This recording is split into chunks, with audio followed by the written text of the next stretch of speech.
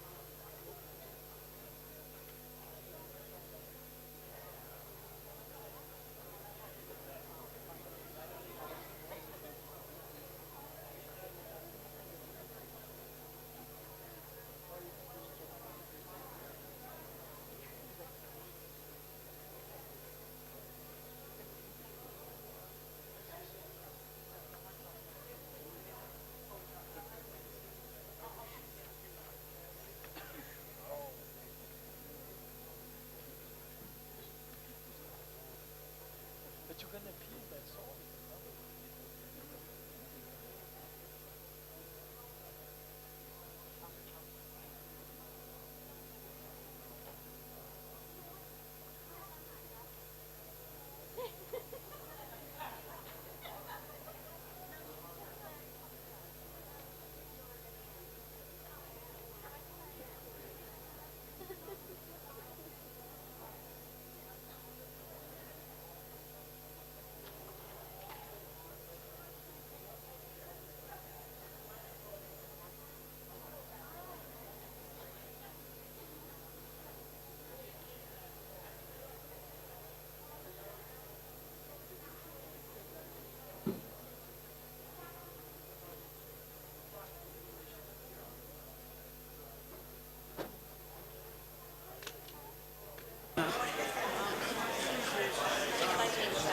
One of the best places, that's why you have sound so much.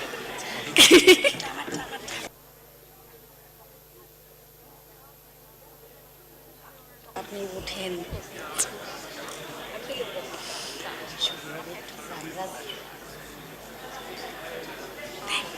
একটু কষ্ট করে আপনি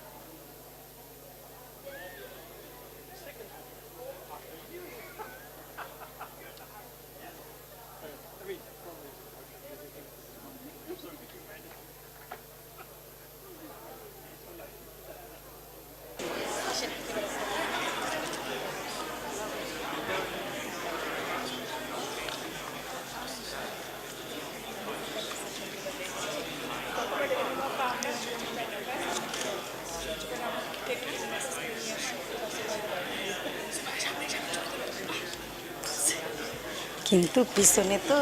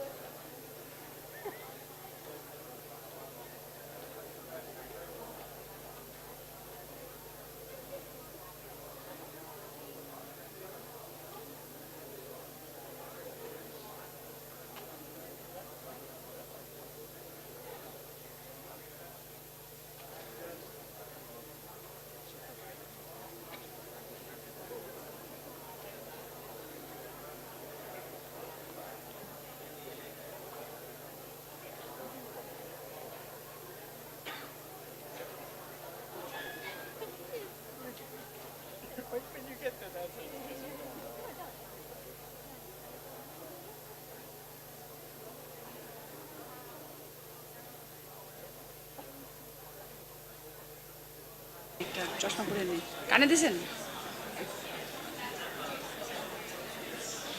আর লাগবে না, দেন। এইটা তো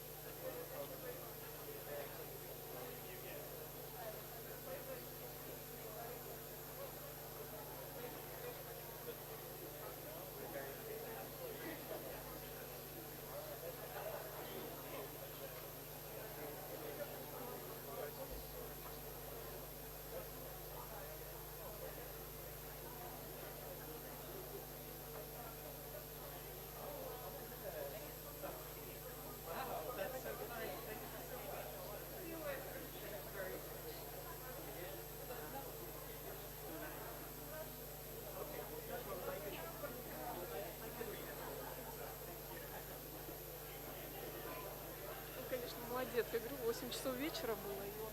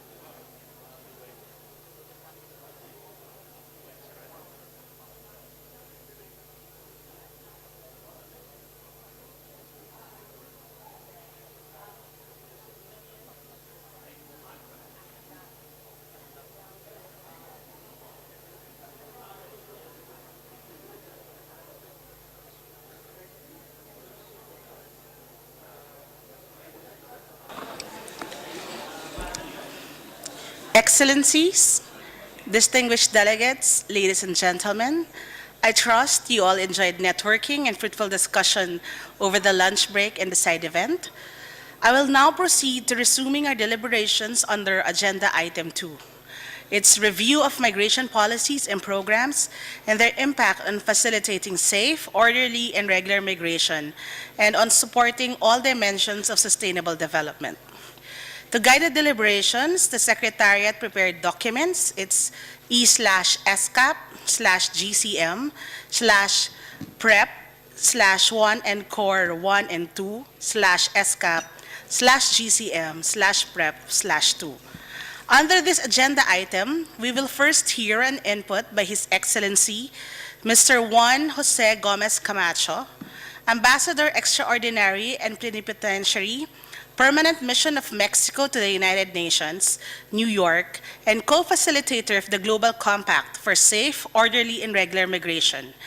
After his input, we will hear statements by members and associate members. Excellency, Ambassador Camacho, the floor is yours.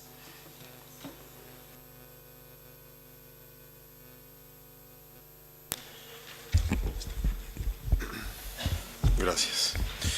Thank you very much. Thank you so much to all of you for, well, in fact, not only for inviting me and my colleague, Ambassador Lauber, who is in New York, and I come on behalf of both, but also in reality for organizing this, which is fundamental, I think, and I will explain why, for the process of the Global Compact. Let me address you in three, or bring to you 3 points. One, what is in reality the Global Compact? What is it what we want to achieve through the Global Compact? Even if I'm sure both SSRG, Louis Arbor, and Ambassador Swing already discussed that with you, but I will share it also from the perspective of the co-facilitators. Second, the process quickly, and third, the politics of the process, what is at stake, what we need to do, because that's, for you as member states, as governments, is very important to understand, so you can all engage with us. The Global Compact first, what is it? It is what its title says, and very often we miss the depth, we miss the profundity, we miss the power, we miss the actual content of the 3 little words that accompany the title of the Global Compact, which are for safe, orderly, and regular migration. These 3 words are the objective. If the Global Compact is successful, if we succeed in building the right Global Compact, then migration down the road will become exactly that: safe, orderly, and regular. That's what it is about, and that's what you all should keep in mind when working with us in the process to build the Global Compact. Again, the 3 words: safe, orderly, and regular migration. And each of these 3 words has an enormous content, many implications, and they already represent or mean a lot of concessions from governments. These 3 words were not even thinkable not so long ago, a couple of years ago. These 3 words were not really on the table. Well, they are there. The New York Declarations adopted, and those are the objectives of the Global Compact. Second reflection on the Global Compact is the 2030 agenda, but I will present it to you in a slightly different way, or rather to bring another angle of that reflection. Normally, when we all agree that migrants are part of the 2030 agenda. They are mentioned there, in fact. Migration is part of some of the objectives or the goals of the 2030 agenda. And we tend to put migration under the little umbrella of the or title of the 2030 agenda, which is no one left behind. So yes, we should not leave anyone behind, and therefore we should not leave migrants behind. And that is absolutely true, and this is one of the motivations for the Global Compact. But there is another side of this, which we often miss, and we should not, which is that the 2030 agenda is about development, is about creating conditions for people and societies to live meaningful lives, or to lead meaningful lives. That's it. So they can live in prosperity and in peace. So the question of migrants is that for that to happen, for societies to live the way we want them to live, for development to occur the way we want it to occur, we need migration, we need migrants. It's not only not leaving migrants behind, it's that migrants are a powerful engine of development, or a powerful engine for development.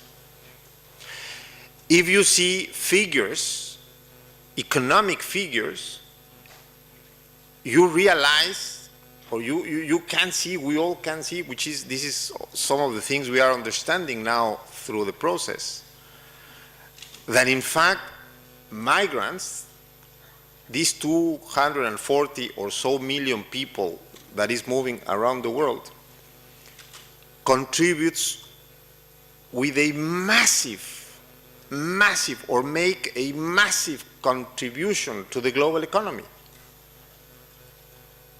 producing wealth, creating employment, promoting innovation and change, and the improvement of living standards. And the improvement of living standards not only, as we tend to think, only in their countries of origin, but in fact, very often, according to the figures, very often much more in the countries they are living in the host communities.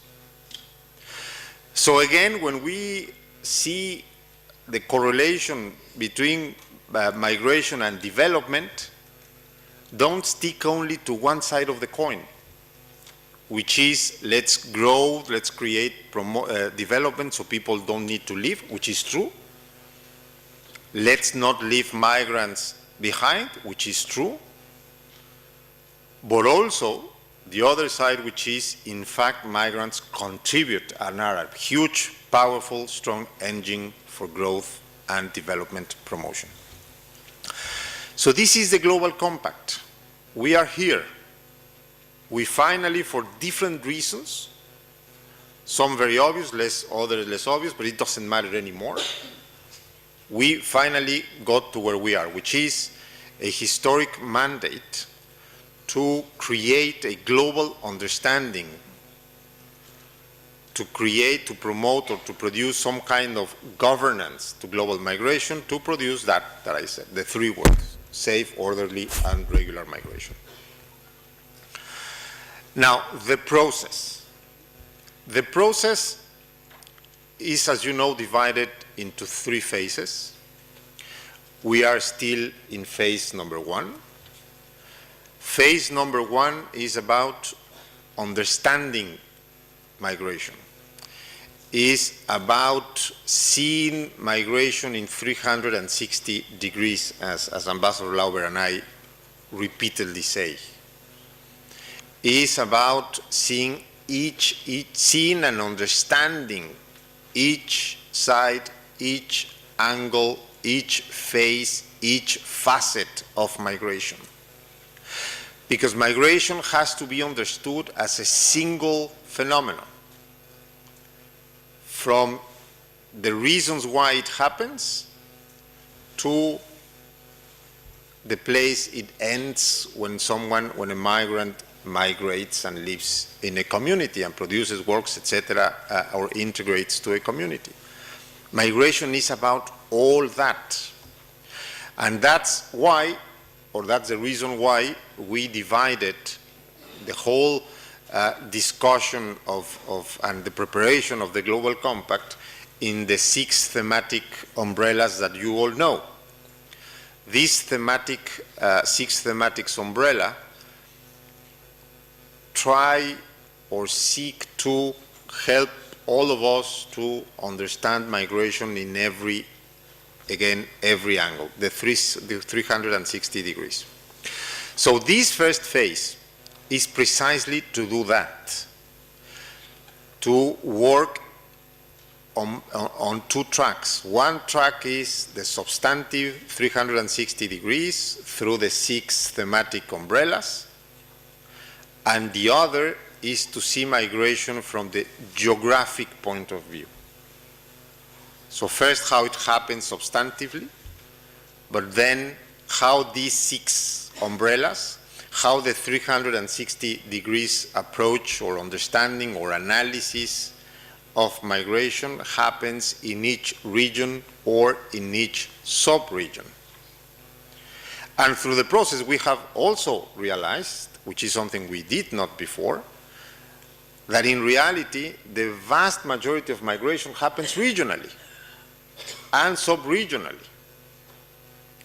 So because of that, doing this work that now you are doing in Bangkok is even more important. The second phase, and this first phase has also a separate purpose. And I will explain more in my third point, but I leave it there, leave it now on the table, which is trust, confidence, comfort. So member states are in a position to actually sit and discuss and negotiate and find common solutions to this enormous challenge, instead of mistrust and fights and et cetera, things that you know that happened in the UN. The second phase, which is Puerto Vallarta, which will take place during the 4th, 5th, and 6th of December, will be about putting the picture together, will be about putting all the pieces that each region, each theme have produced together, so we all share one common bigger picture of the phenomenon. Not that we will agree, not that we will see it exactly the same way, but at least we will have a broader common understanding of the phenomenon.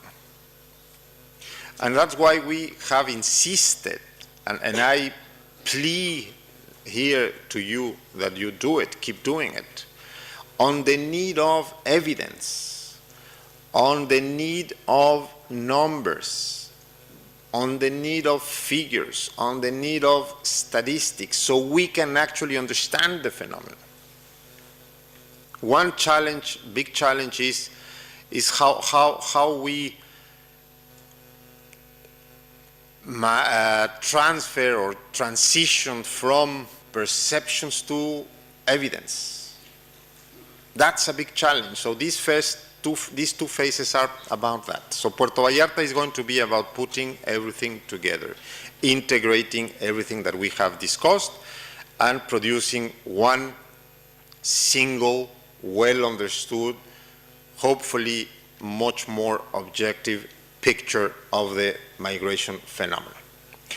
With that in hand, the two co-facilitators will produce the 0 draft, which we will produce between December and January, next December and January 2018, which is going to be that, the 0 draft, the first draft of the Global Compact, and the one that will be put in front of all of you for our negotiation. And then this negotiation will go until summer 2018. We are negotiating now the modalities. We will see details more, details less, but basically is that. So we have a final text ready to be adopted by summer 2018. Critical to say, important to remember, or to keep reminding, that both of us, Ambassador Lauber and myself, are very committed to, or not to, preempt anything, not to guess, not to speculate, and not to bring our own agendas or our own thinking. What we are going to produce as zero draft is going to be, because it has to be that way, the most honest reading of what member states want, what member states have discussed, what we all have produced throughout the two first phases. So countries feel completely, or make themselves owners of the process. They see themselves reflected in what we are producing, and that would be the way we will continue. And that takes me to the third point, which is the politics of the process. The politics are very complex, because migration is very complex. Migration is highly political, is very ideological, it is very polarizing, and is either the source or the end of political careers. So we can make no illusions that the negotiation is going to be only technical or easy. No, it's going to be a very complex negotiation. That's why these two phases. That's why we didn't just sit and started negotiating a global compact outright as soon as we got the mandate, because we would have failed. It would have been born dead. We needed this process to build trust, to build confidence, to make delegations comfortable. Why? Because the biggest objective and challenge in this, in the politics of the process, is the creation of a sense of common purpose. If we fail in creating this sense, collective feeling of common purpose, we will go back to where we have always been, to a totally adversarial conversation on migration.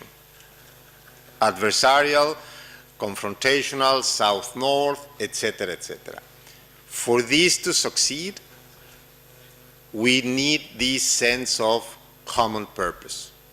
And for all of this to happen, it is not only indispensable that we succeed in these two first phases, but also that we all, being already in a trusted environment, we all are pragmatic,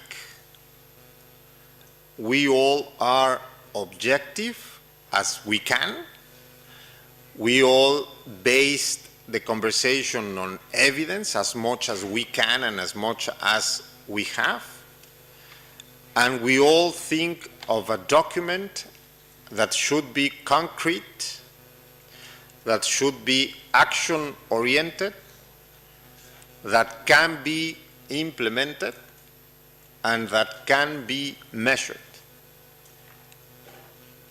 Because if it is not like this, if we go back to declarations, to statements, to restate the obvious, to reinstate rights, then we will not achieve what we are supposed to achieve, which is a migration that is safe, orderly, and regular.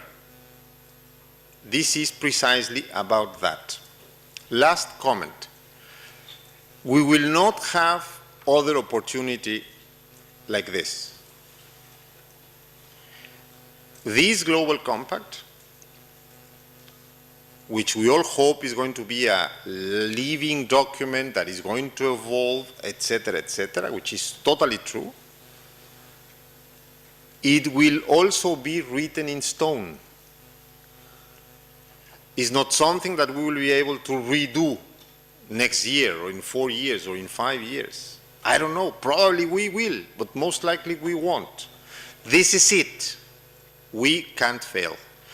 And this is why we are so both Ambassador Lauber and myself, so encouraged to see each of the regions working as the way you are working today, knowing that you are engaged, knowing that you are committed, knowing that you are pragmatic, and knowing that you will come to the negotiating table with these characteristics: flexibility, pragmatism, and with a very strong sense of common purpose, because this is what it is.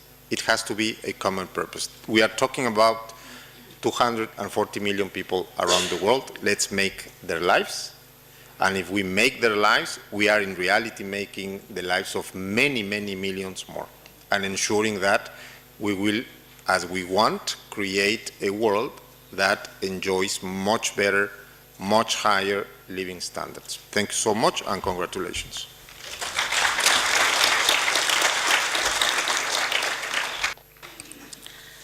Thank you, Excellency, for sharing your insights as the co-facilitator of the Global Compact. Excellencies, distinguished delegates, ladies and gentlemen, we will now proceed to the official statements. If you have not already done so, please register with the conference officers now and provide them with a copy of your statement for the purposes of interpretation and accurate inclusion in the meeting report as appropriate. To ensure wide participation, I request all delegates to make concise statements focusing on the specific topic addressed under the respective agenda item. According to the established practice, the priority will be given for members and associate members, and time permitting, other delegations. At the end of the segment, I will allow time for a consolidated statement by civil society. Please keep each statement brief and no more than 5 minutes so that we may ensure proper time management. If you have a longer statement, please submit it in writing in full length.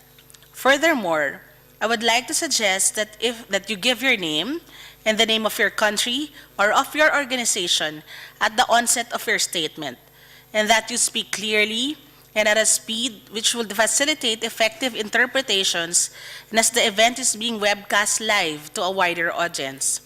This will enhance information accessibility in the session today and in the remaining days. I now open the floor for interventions from delegates. I invite the first speaker, the distinguished delegate from Australia, to take the floor. Thank you, Chair. My name is Alice Ling, as you said, representing Australia. Chair, Excellencies, distinguished delegates. Australia welcomes these regional consultations, having been a strong advocate for acknowledgement of the unique challenges faced in the Asia-Pacific, including in particular reducing the drivers of irregular migration. We're hopeful that the Migration Compact will provide a practical starting point for migration governance that we can build on in the years ahead, addressing complex issues such as climate change, mixed movements and situations of protracted displacement, while at the same time addressing irregular and illegal migration. Chair, many migrants have put their lives at risk by undertaking dangerous journeys, and the capacity of states to determine who enters and stays in their territory has been challenged. The vulnerable circumstances of some migrants have created opportunities for exploitation by criminal, human trafficking and smuggling syndicates. It's pleasing to note the firm resolve from many countries in our region to tackle these issues. It's vital to ensure that when pursued, migration is safe. There's also growing global recognition of the importance of sustaining public confidence through effective and orderly management of migration flows, including more effectively distinguishing between refugees and migrants. Where this does not occur, there's a risk of weakened social cohesion and rising xenophobia. Australia sees the Migration Compact as an opportunity to build international consensus for practical action to tackle irregular migration and promote the development of well-managed migration programs.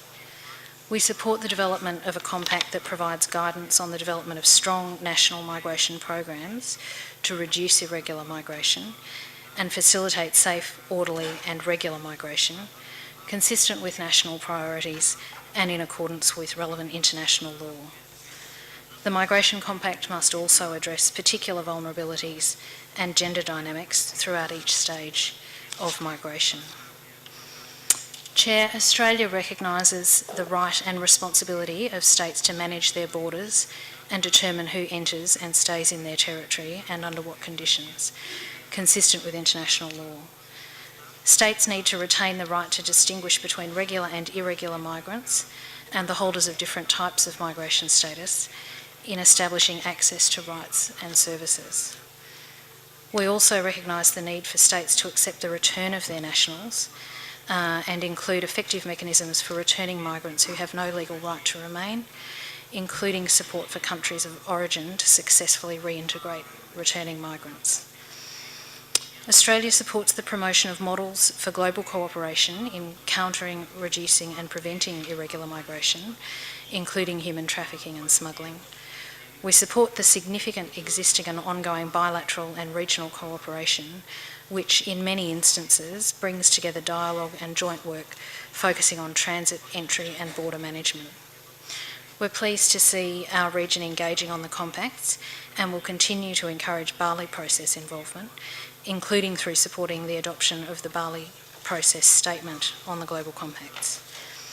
The global compacts present an opportunity to deepen the significant work being undertaken in this space.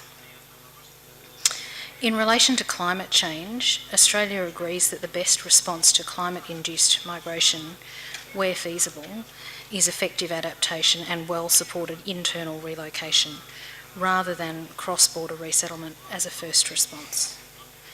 The Compact should reaffirm commitment to existing mechanisms that respond to climate-induced displacement, including the Paris Agreement, Sendai Framework and Platform on Disaster Displacement. The Migration Compact provides an opportunity to strengthen the links between migration, displacement and sustainable development. We commend the IOM's leadership in the Migration Compact process to date and support any follow-up being led by Member States from Geneva. Chair, Australia strongly encourages states to leverage this opportunity to propose pragmatic outcomes that will ensure the Asia-Pacific provides a strong regional contribution to the Global Compact on Migration stock-taking meeting in Mexico. Thank you. Thank you very much, distinguished delegate of Australia. The next speaker on my list is a distinguished delegate from Thailand. Chairperson, Excellencies, distinguished delegates, Sawadee ka. Allow me to first welcome everyone to the Kingdom of Thailand.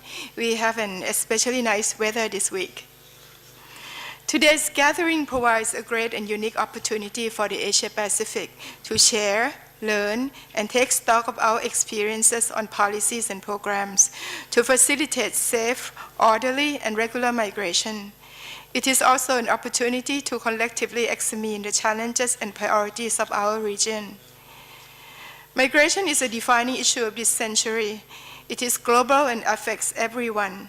Its transcending nature requires a multilateral response, and to achieve sustainable development, it must likewise rest on the principles of burden sharing and non-discrimination, full respect for human rights, fundamental freedoms, and dignity for all. The GCM provides us a historic opportunity to make a difference, to redefine what works, what more are needed, and what we will be heading to actually leave no one behind. For that matter, Thailand has envisioned the GCM to be based on the following principles. First, GCM should be a high symbol and embodiment of a whole government, whole society, and whole UN in substantiating safe, orderly, and regular migration. Multi-stakeholders platform is a necessary condition towards ensuring mutual understanding and recognition, ownership, and partnership. In other words, we see the GCM as a government-led but not government-only process. For our part, and with the support of the IOM, Thailand organized 2 GCM national stakeholders consultations in Tak and Samut Sakhon provinces and plans to hold a 3rd consultation in Bangkok in mid-December. These meetings provided ample opportunities for our stakeholders representing government agencies, CSOs, academia, the private sector, and the UN family to express their views, concerns, and recommendations on how to achieve the collective three primary goals of the GCM. Second, the essence of the GCM should be forward-looking, realistic, and practical, mainstreaming the right balance between the needs of states, migrants, local population, and stakeholders. It should also nurture good policies and frameworks while expanding legal migration channels. This is where we believe will make a concrete difference. Creating legal pathways for labor migration is important for Thailand. That is why we support establishing as much labor MOUs with our neighboring countries as possible to ensure safe labor migration into and out of Thailand. We work to ensure that our labor laws, such as the Royal Ordinance on the Management of Migrant Workers' Employment of 2017, provide effective avenues of protection on work-related or social rights of migrant workers and laborers in accordance with human rights standards, including health, education, welfare, and remedy. Lastly, the GCM should represent an effective instrument for fostering and advancing the linkages between development and migration, preserving the equilibrium relationship between human rights and humanitarian treatment of migrants of all groups on the one hand, vis-a-vis priorities of the nation, local people, and businesses on the other. The GCM should advance this migration and development nexus from strength to strength by involving the collective partnership of countries of origin, transit, and destination. In view of the time constraint, Thailand will circulate the longer version of our statement. Thank you. Thank you very much, our distinguished delegate from Thailand. The next speaker on my list is from New Zealand. Thank you, Chair. My name is Jessica Russell, and I represent New Zealand. As we are aware, the global migration environment is rapidly evolving and providing new and complex challenges to us all. We have moved past discussions focusing on state security into ones that address human rights and sustainable development for all. New Zealand believes that human rights are inalienable and that all migrants, all regular migrants, irrespective of their immigration status, should have a sense of belonging and the ability to participate and feel included, recognised, and legitimate. New Zealand is therefore supportive of a rights-based approach to migration and migration policies. We agree that a global compact for migration should develop a state-led global approach to upholding the human rights and well-being of migrants and their families, which promotes inclusive economic growth and sustainable development in societies of origin, transit, and destination. Within this context, a global compact should also consider the unique drivers and effects of migration on small island developing states, of which there are many within our region. In particular, the Global Compact should also recognise that SIDS may have different capacities to implement the final compact and reflect this in its consideration of any measures such as information or reporting requirements. As noted this morning, there is a need for robust social inclusion policies. Migrants make positive contributions, particularly when they are included in the economy and life of their host community. New Zealand's approach to effectively settle and integrate migrants is contained in our government's Migrant Settlement and Integration Strategy. The objective is that migrants are able to make New Zealand their home, participate fully, and contribute to all aspects of New Zealand life. The strategy recognises that migrants need to be supported to realise their full potential economic and social contributions, including through measures supporting employment, education and training, inclusion, and health and well-being. New Zealand believes that the Global Compact needs to emphasise the benefits of migration for both states and migrants through comprehensive, planned and well-managed migration policies. We have successful experiences with orderly labour mobility programs, such as our circular recognised seasonal employer migration scheme. The continued high cost of remittances, however, is an ongoing area of concern, and we reiterate our commitment to the G20 and SDG Commitment 10.C of reducing remittance costs to less than 3 to 5%. Cooperation between developed and developing countries on lowering the cost of remittances is essential to make migration for labour profitable for both workers and employers. Chair, Target 8.8 of the SDGs highlights the need to protect labour rights and promote safe and secure working environments for all workers, including migrant workers. The New Zealand Government takes very seriously the protection of migrant workers who are afforded the same employment rights and protections as all other workers in New Zealand. It is committed to protecting these rights through the effective enforcement of employment protection, and our employment and immigration laws contain strong enforcement provisions, including large fines and jail terms for employers who exploit migrant workers, and the recent now ability to ban employers who fail to meet their legal obligations from employing further migrant labour. Not all migration experiences are positive, and New Zealand recognises this. The Global Compact should encourage all states to combat the negative aspects of migration, such as human trafficking and people smuggling. Combating human trafficking requires both policy and operational coherence and a joined-up approach within and between governments. As international migration trends affect all countries' immigration systems, it is important that the global community responds and works together to achieve the desired result. New Zealand sees significant value in countries cooperating on migration issues, particularly to keep people, communities and regions safe from transnational crime. New Zealand actively supports regional coordinated action on migration and migration-related issues by contributing to groups such as the voluntary and non-binding regional Bali process on people smuggling, trafficking in persons and related transnational crime, which, as we heard this morning, has proven to be an effective forum for policy dialogue, information sharing and practical cooperation. Chair, this meeting and the wider Global Compact process is confronting a historic challenge that is not just about anonymous flows of people, but which concerns the real lives and hopes of individual human beings and their partners and families. While migration may result from chaos and upheaval, properly managed can and should be a source of enrichment to us all. Thank you. Thank you very much, our distinguished delegate from New Zealand. The next speaker is a distinguished delegate from Indonesia. Thank you, Chair. Let me begin by congratulating you on your election as chair of this meeting. Madam Chair, next month the intergovernmental stock-taking process for the Global Compact on Migration will begin in Puerto Vallarta, and in February next year the negotiation will commence. Indonesia believes that our region's response to the drafting process of the Global Compact must reflect migration trends in the region. As documented by the Secretariat, the trend of migration in our region is caused primarily by economic reasons, in search for a better employment and better opportunity. A large number of migrants are low in their skill, in which women form a significant proportion. Accordingly, Chair, our region's perspective on the Global Compact for Migration should incorporate some basic ideas: creating better opportunities for skills and labor mobility, ensuring a safe and orderly migration, ensuring inclusion of migrants, including the protection of their rights, ensuring benefits to migrants and their countries of origin and destination, and strengthening states' capacities to manage global migration.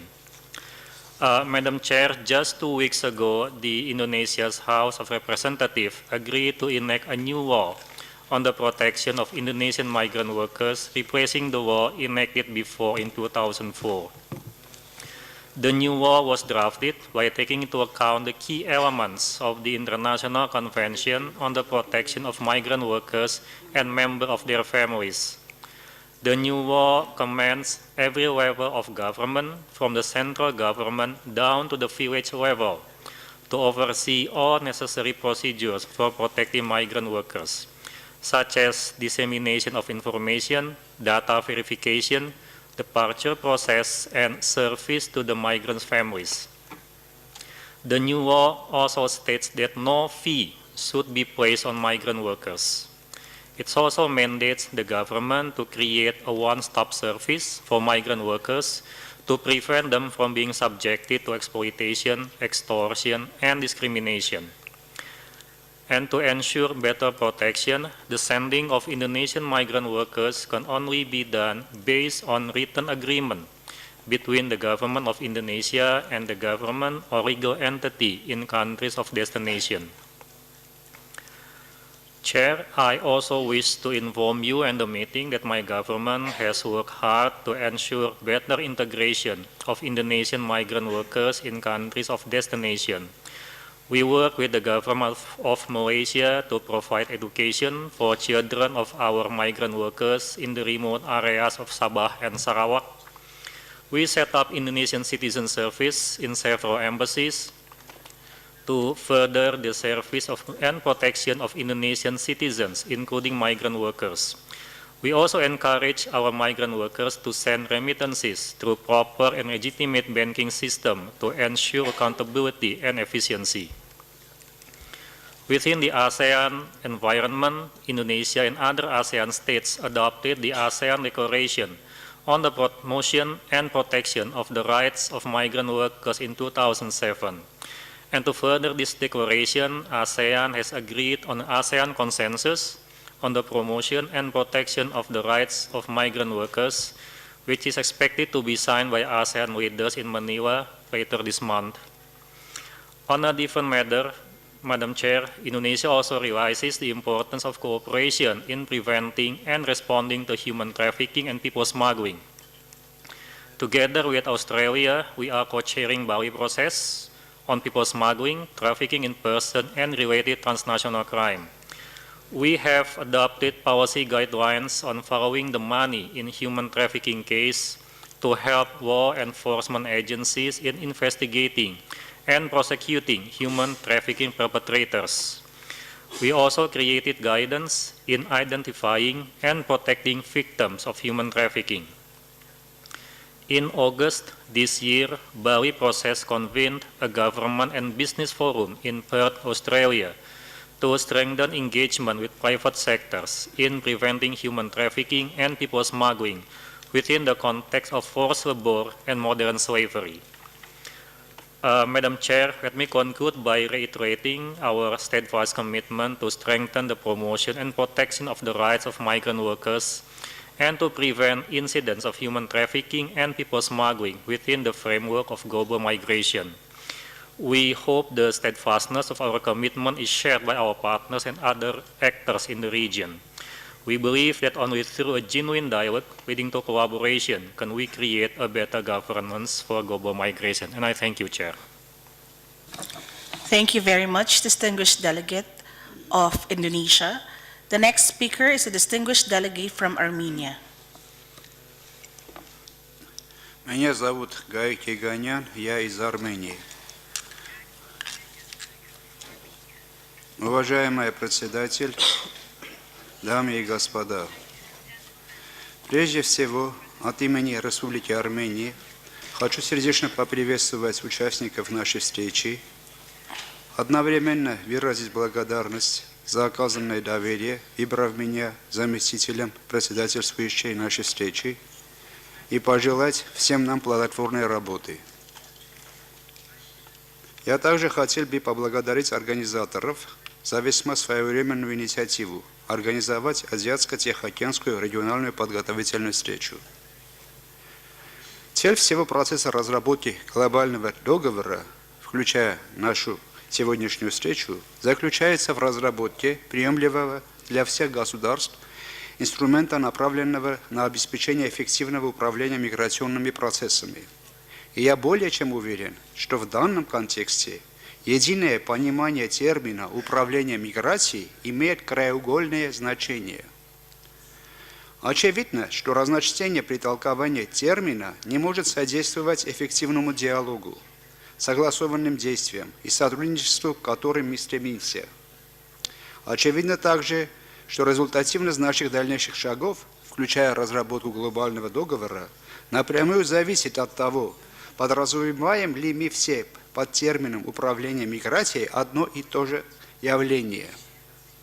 В связи с этим я бы хотел вкратце изложить свои соображения относительно того, какие источники, конечно, всем хорошо известные, могли бы лечь в основу разработки единого общепризнанного термина.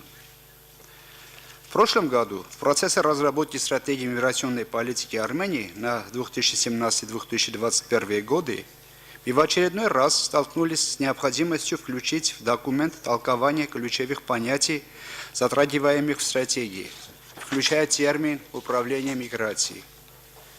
В результате отправной точкой для нас послужили две разработки IOM, в частности, модель комплексного управления миграцией и второе – концепция управления миграцией, документ, принятый на 106-й сессии Совета IOM в ноябре 2015 года. Модель комплексного управления миграцией определяет 4 основные области управления миграцией, такие как миграция и развитие, содействие миграции, регулирование миграции и вынужденная миграция. Во втором документе представлены 3 основных принципа, которыми необходимо руководствоваться при управлении миграцией, и 3 основные цели, к которым должны стремиться государства в своей миграционной политике. Полагаю, что данные положения могли бы найти отражение при определении термина управления миграцией. Помимо этих 2 документов, хотелось бы отметить еще один очень важный документ. Доклад специального представителя Генерального секретаря по вопросам миграции господина Питера Сазерленда на 71-й сессии Генеральной Ассамблеи ООН от 3 февраля нынешнего года, из которого также можно подчеркнуть ряд идей при разработке термина. Естественно, что вышеупомянутые документы и понятия не единственные источники, которые могут быть использованы, но наряду с другими разработками в данной области могут стать хорошим базисом для определения термина управления миграцией в глобальном договоре. Уважаемые коллеги, я хотел бы также ознакомить вас с опытом Армении по интеграции целей в области устойчивого развития на период до 2030 года, в том числе и в сфере миграции, государственную политику и стратегические программы. Отправной точкой данного процесса послужила подготовка в прошлом году национального доклада о прогрессе в реализации целей развития тысячелетия. В докладе, наряду с другими вопросами, была определена концептуальная основа реализации новой повестки по устойчивому развитию на национальном уровне. Затем правительство Армении совместно с программой развития ООН и с участием неправительственных организаций приступило к осуществлению практических шагов для реализации 17 целей и 169 задач в области устойчивого развития. На начальном этапе все стратегические программы, утвержденные правительством, были проанализированы с точки зрения отражения в них еще указанных целей. На основании выявленных в результате анализа пробелов эти программы должны будут скорректированы и дополнены. Предусматривается, что данную работу в соответствии с утвержденной дорожной картой будут осуществлять 4 отраслевые экспертные группы, а координировать весь этот процесс будет созданная правительством специальная комиссия. Что касается имплементации миграционного составляющего новой повестки по устойчивому развитию, то в этом вопросе активное участие принимает представительство IOM в Армении. В конце прошлого года ими был инициирован процесс по выявлению национальных приоритетных направлений устойчивого развития в контексте миграции и развития.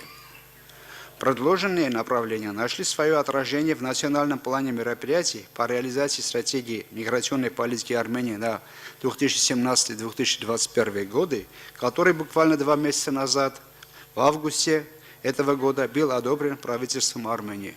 Благодарю за внимание.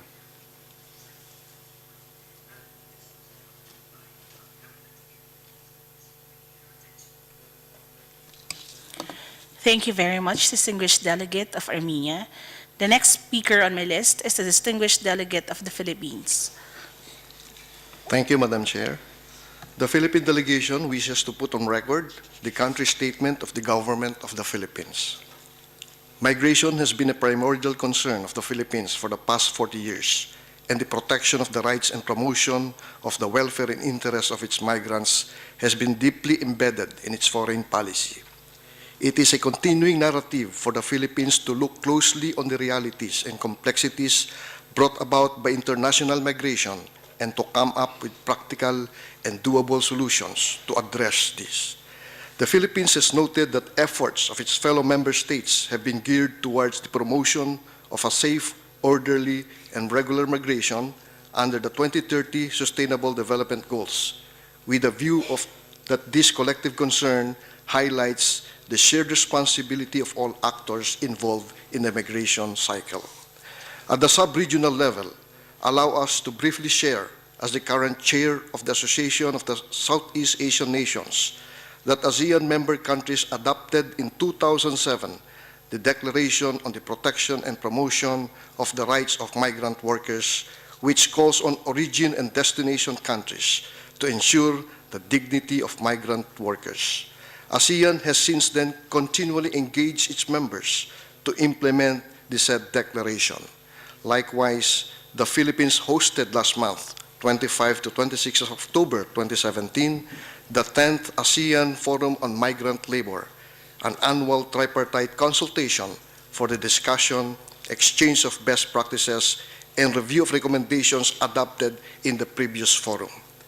The Philippines is pleased to note that while efforts of its fellow member states are aimed at the promotion of a safe, orderly, and regular migration pursuant to the 2013 Sustainable Development Goals, such collective endeavor is and will continue to be a shared responsibility of all actors involved in the migration cycle.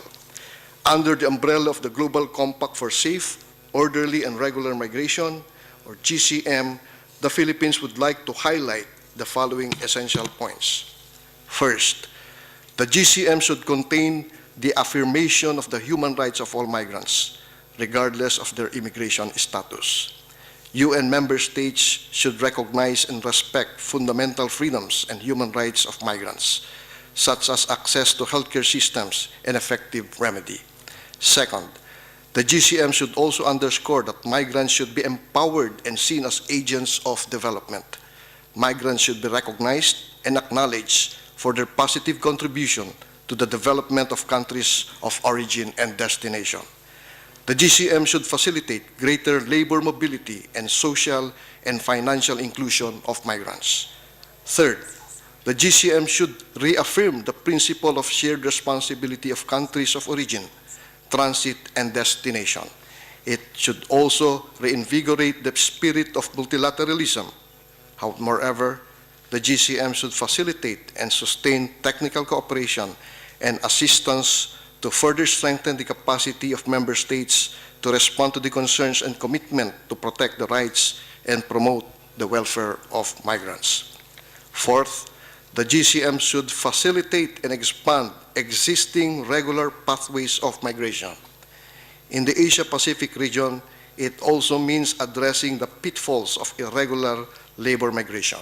And lastly, but certainly not the least, the GCM should set up a review and monitoring mechanism that will oversee the implementation of the principles adopted and commitments made by member states. Madam Chair, the Philippines espouses the whole of government and whole of society approaches in migration governance. We recognize that while states are the primary duty bearers on the protection of migrants, other stakeholders such as civil society and the private sector are important partners in migration governance. There still remains a whole gamut of issues facing migration globally. However, in the interest of time, the Philippine delegation would stop at this point, but would submit separate statements on each of the 4 panel discussions scheduled tomorrow. In closing, the Philippine delegation hopes that this regional consultation shall contribute to fostering collaboration and coordination for the benefit of our respective countries and for migrants and members of their families. Thank you, Madam Chair. Thank you very much, distinguished delegate from the Philippines. The next speaker is a distinguished delegate from Pakistan.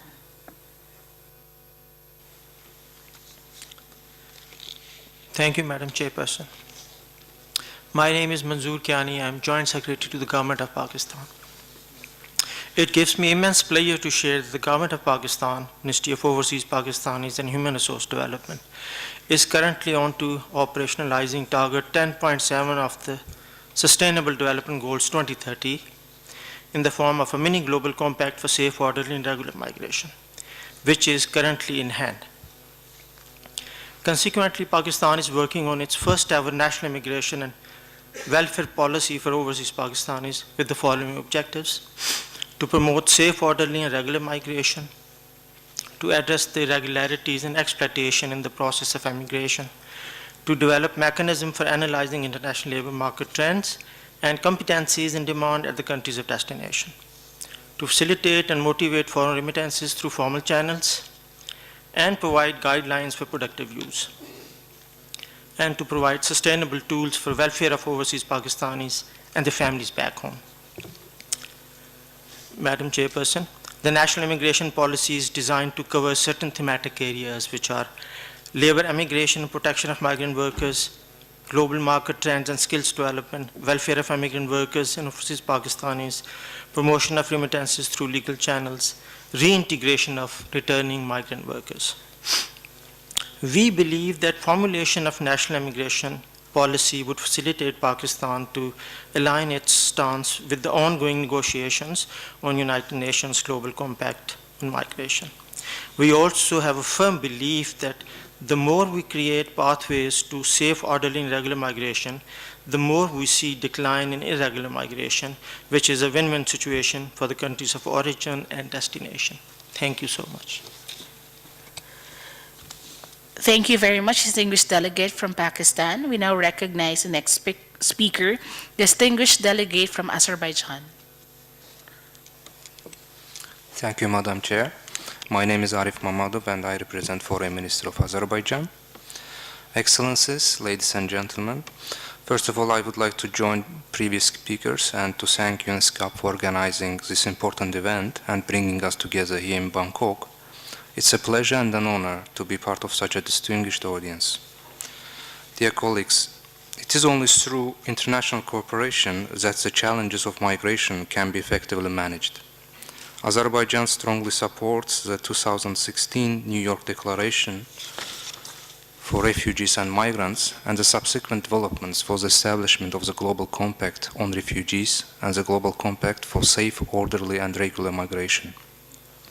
These processes are fundamental steps of international cooperation for the management of large movements of people, including the forcibly displaced ones, and Azerbaijan is ready to play its part for their adoption in 2018. As I said, from the very beginning, the government of Azerbaijan has been strongly committed to the Global Compact for Safe, Orderly and Regular Migration. We partnered with International Organization for Migration in Azerbaijan to organize a total of 6 one-day consultation sessions on the Global Compact in June and July 2017. The national consultations had the participation of a wide range of state agencies, academia, civil society and media. The goal of the consultations was to sensitize all stakeholders about the Global Compact process and capture and document recommendations for the government of Azerbaijan to deliver at the GCM Global Meeting in December 2017. The national consultations in Azerbaijan were planned and conducted, ensuring that recommendations to be presented to the GCM process would be compatible with IOM Migration Governance Framework and migration-related sustainable development goals. The series will also contribute to IOM and State Migration Service joint efforts of drafting a migration management strategy for Azerbaijan. Hence, Azerbaijan is among the first countries in the world that has undertaken such a comprehensive and inclusive process, demonstrating a deep understanding of the relevance of migration in the 21st century. The recommendations developed in Azerbaijan have already been submitted to the relevant UN bodies. This is a long list of recommendations encompassing different areas such as protecting migrants in crisis, migration and climate change, migrants' health, migration management practices and policies, migrants' rights, human trafficking and migrant smuggling. I can't enlist all of the recommendations due to the time constraints. However, I would like to name just 3 areas which we deem very important to add to the draft Global Compact, in addition to those areas which are already contained in the annex of the New York Declaration on Refugees and Migrants. The first one is the support to the solution of problems of internally displaced people, including support to their right to return home voluntarily in safety and dignity. Azerbaijan considers it of vital importance that the Global Compact addresses the issue of the rights of IDPs and reflects our commitment to support this extremely vulnerable group of people. Azerbaijan's sensitivities towards this issue is understandable. UNHCR reported that the total number of IDPs has reached 41 million all over the world, the highest figure on record. We ourselves have almost 1 million IDPs, long-term IDPs, forced to flee their homes due to the conflict with neighboring Armenia. As such, Azerbaijan fully supports all efforts to raise the visibility to the sufferings of IDPs. The references to IDPs in the 2030 Agenda, the goal set by the Agenda for Humanity to reduce internal displacement by at least 50% by 2030, as well as the New York Declaration for Refugees and Migrants, which notes the need for reflection on effective strategies to ensure adequate protection and assistance for IDPs and to prevent and reduce such displacement, certainly are right steps but clearly not sufficient. The grave situation of millions of IDPs requires renewed attention, rethinking of approach to prevention, addressing the root causes, as well as concerted action at all levels. That's why we want the draft Global Compact on safe, orderly and regular migration to address the issue of internal displaced persons as well. Two other recommendations are protection of migrant health and the one related to the support to countries of origin in eliminating root causes of illegal migration, human trafficking and migrant smuggling. With the mentioned recommendations, Azerbaijan wants to bring a comprehensive contribution to developing robust consensus on GCM and achieving stakeholders' ownership of the final outcome. They are testament to our government's commitment to multilateral solutions for similar challenges around migration governance. The government of Azerbaijan will continue its commitments to the global processes in governing migration with respect to the international law and close collaboration with the international community. I look forward to fruitful discussions and wish every success to the work of the meeting. Thank you. Thank you very much, distinguished delegate from Azerbaijan. We will now recognize our next speaker, the distinguished delegate from China. 主席女士，我代表中国代表团，感谢联合国亚太经社会、国际移民组织等为筹备此次移民问题契约亚太区域筹备会议所做大量的工作。移民已成为最鲜明的时代特征之一。作为全球人口最为集中的亚洲和太平洋地区，区域国家人口流动频繁，移民成为消除贫困、推动区域发展、促进人文交流的重要力量。如何更好地促进人口安全、有序、正常流动，实现亚太地区共同繁荣发展，是摆在各国面前的重要任务。中国高度重视契约制定工作，我愿就此发表以下看法：一，要以开放、包容、公正的态度看待移民，要正确看待并充分发挥移民对社会的重要贡献，为移民正常移徙提供便利，切实保护移民合法权益，促进移民融入当地。同时，要高度重视并妥善解决移民带来的消极因素，采取切实措施，携手打击偷渡、人口贩运等行为。二，要通过发展保护移民福祉，解决移民带来的问题。移民同发展相互促进、相辅相成，发展不平衡是产生移民的重要根源之一。同时，移民亦是实现发展的重要动力。要缩小贫富差距，发达国家应加大对发展中国家的发展援助，消除产生非正常移民的经济根源，实现共同发展。三，要以协商的精神加强全球移民治理。移民事务涉及来源国、过境国及目的地国间的关系，也涉及各国内部安全、发展、执法等领域工作，是一项复杂的系统工程。契约的最终目的即推动国际与区域移民治理合作。谈判应发挥成员国的主导地位，尊重各国国情和法律制度，通过对话协商逐步积累共识。主席女士，中国是世界上人口数量最多的国家，同时也是全球出境最活跃的国家之一。中国政府高度重视移民问题，积极参与移民全球治理。中国政府提出的“一带一路”倡议，旨在促进沿线国家基础建设、贸易投资便利化、以及社会民生发展。我们相信，“一带一路”倡议的推进，必将为地区经济社会发展、促进和保护移民福祉发挥积极作用。主席女士，中国政府主张，国际社会应建设相互尊重、公平正义、合作共赢的新型国际关系，构建人类命运共同体，建设持久和平、普遍安全、共同繁荣、开放包容、清洁美丽的世界。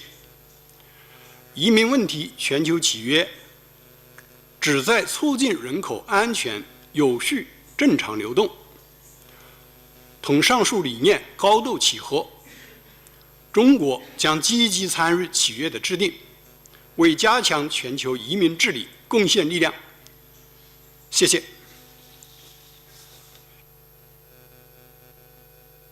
Thank you very much, distinguished delegate of China. The next speaker is a distinguished delegate from Sri Lanka. Thank you. Honorable Chairperson, Excellencies, distinguished delegates, ladies and gentlemen. I am Deepa Sannasuriya, Senior Assistant Secretary, Ministry of Foreign Employment, Sri Lanka.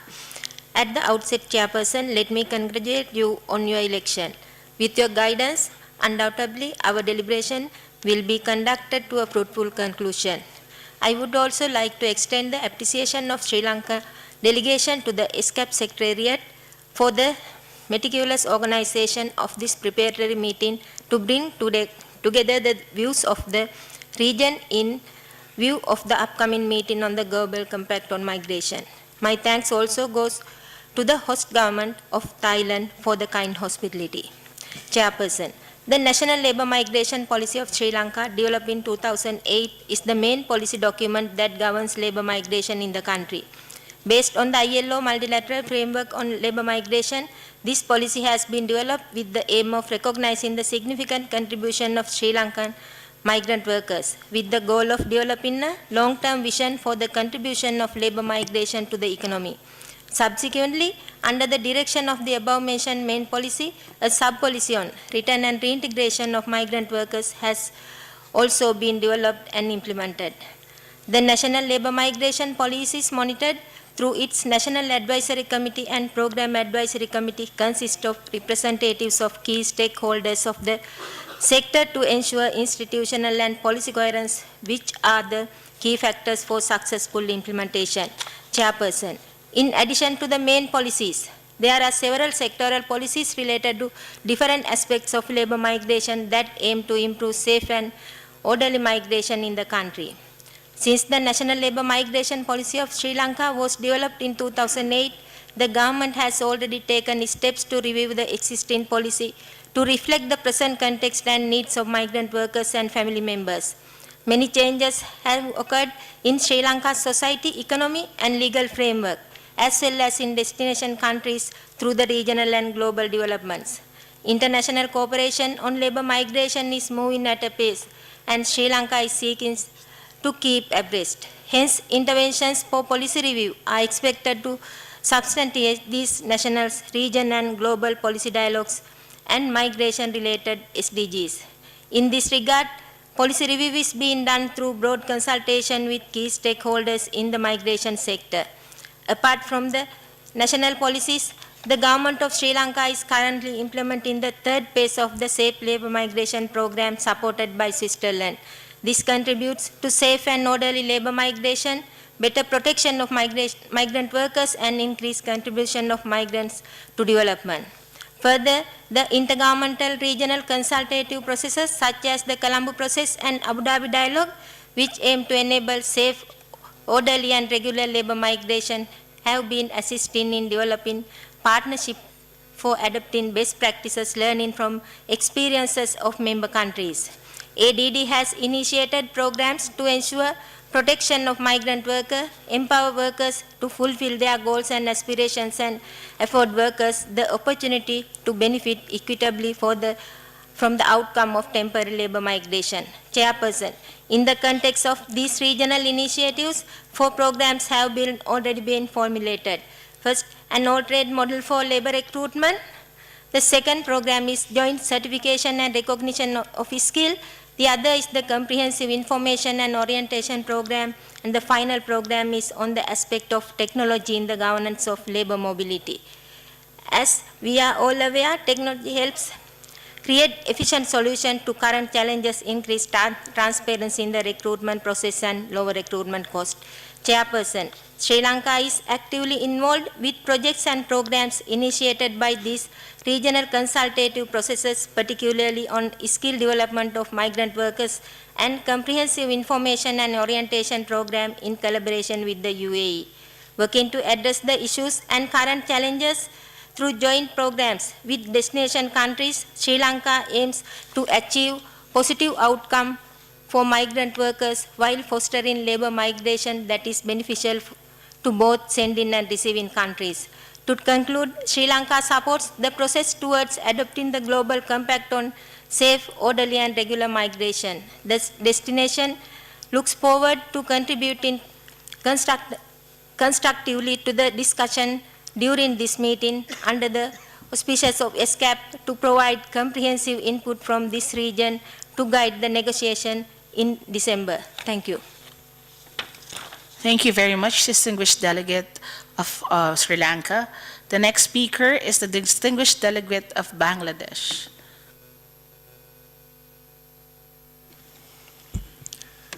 Honorable Chair, Excellencies, ladies and gentlemen, I am honored to represent the government of Bangladesh here.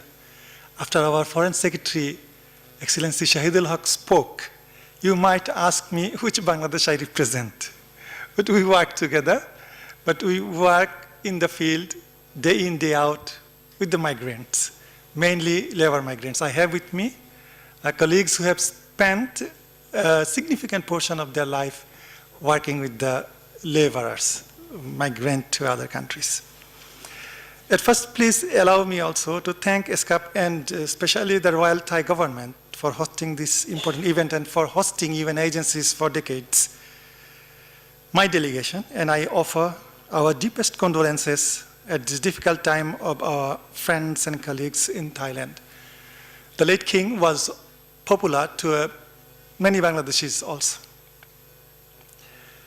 Bangladesh as a source, transit and destination country is also termed as a net migration country.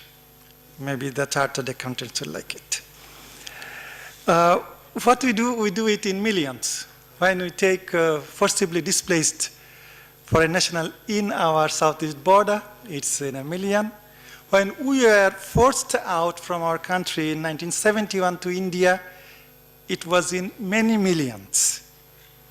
In this year alone, as of October 2017, over 800,000 labor migrants have left Bangladesh through regular channels operated by our country and by our agency.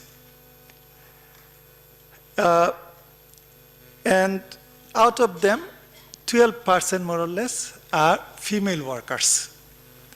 We started to expand employment of our female workers, not in the most friendly situations, but we are committed to change it, as Bangladesh did have a paradigm shift when it embarked upon the apparel sectors, employing millions of female workers. Our female workers will also win all the challenges and will come up as a source of empowerment. We are one of the few countries of the region who has mainstreamed migration into our national development plans and policies.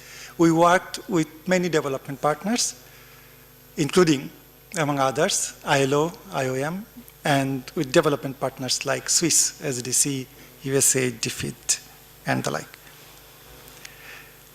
Bangladesh has been very active in ratifying international human rights and labor conventions. Bangladesh has shown its commitment to ensuring protection of workers' rights by ratifying 7 of the 8 fundamental ILO conventions, though very few of our destination countries do so.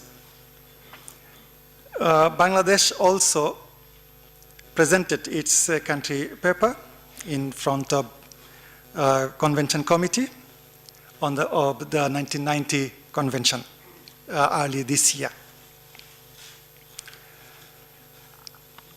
At regional level, Bangladesh has been active in regional consultative processes like the Colombo process, Abu Dhabi dialogue, etc. In the Colombo process, Bangladesh leads the discussion in ethical recruitment, which is a challenge in many countries of origins and destination alike.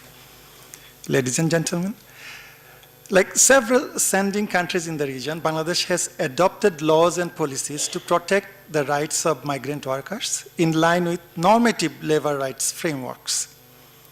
We have also bilateral agreements and memorandum of understandings with several destination countries. We provide social protection in the form of workers' welfare and services to our workers when they are in the destination countries through our labor wings. We have a system of identification and training for workers so that we send workers who match the demand of the labor market. Our Bureau of Manpower Training and Employment conducts pre-departure and skills training. And you'd be surprised to know, just a few years ago, the percentage of laborers that migrated from our country, only 5% out of them had pre-departure briefing. We now targeted 100%. And all these measures taken are meant to protect the rights of our citizens abroad.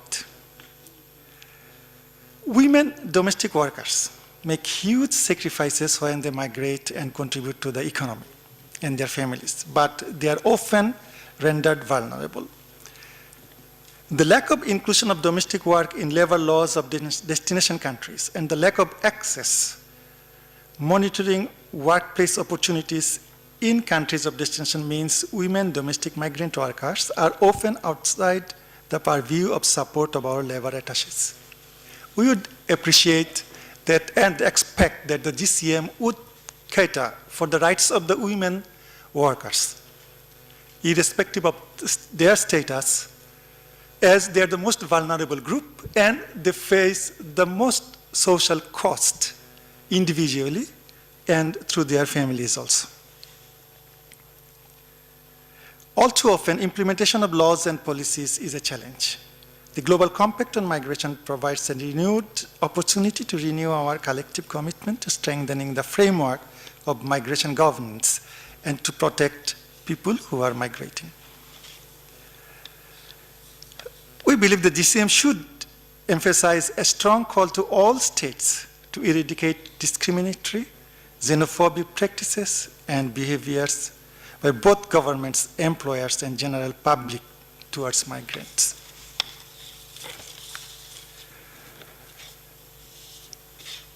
Irregular migration opportunities should be identified through effective labor market and skills needs assessments. We need to address shortages in specific sectors by increasing access to safe and regular migration channels for men and women migrant workers, which is critical to benefit states and migrants. In skills, we are not the most renowned nation in the world. So we focus now as a top priority to enhance skilling of our workers. And regulatory authority in a very structured form are now led by the Honorable Prime Minister herself. And we believe that GCM will also be able to cater for the needs of skilling. Ladies and gentlemen, migration is an economic reality. It is demographic reality also. And it's a result of climate change realities. And most recently, it's also proven to be a conflict-related reality. In an increasingly interconnected world, people's mobility is inevitable. So, to strengthen governance, we think it's important to develop comprehensive database on migrant workers' flows, labor market needs, skills, places of employment, and shared between sending and receiving countries. Potential migrant workers should have access to labor market data information. Some say that labor market or migrants' market is an imperfect market, and its imperfection is very smooth, so that they can't have access to information and to other resources necessary to establish their rights. Mechanisms for access to justice should be a key pillar in the global compact, because access to justice is necessary to assist vulnerable migrants affected by labor exploitation and abuse, including those who are smuggled. Mechanisms for stronger enforcement of international instruments and bilateral instruments. And we believe GCM should call for revision in labor laws in the countries of destination, and extending legislative coverage to include domestic workers also. Climate-induced migration is a challenge. Countries should establish mechanisms for the resettlement of climate-induced displaced population. The development of the compact needs to include these concerns of suffering millions. Migration governance often tends to be gender blind, and that often gender equality is unaddressed. So we strongly demand that the GCM take care with high priority to these concerns.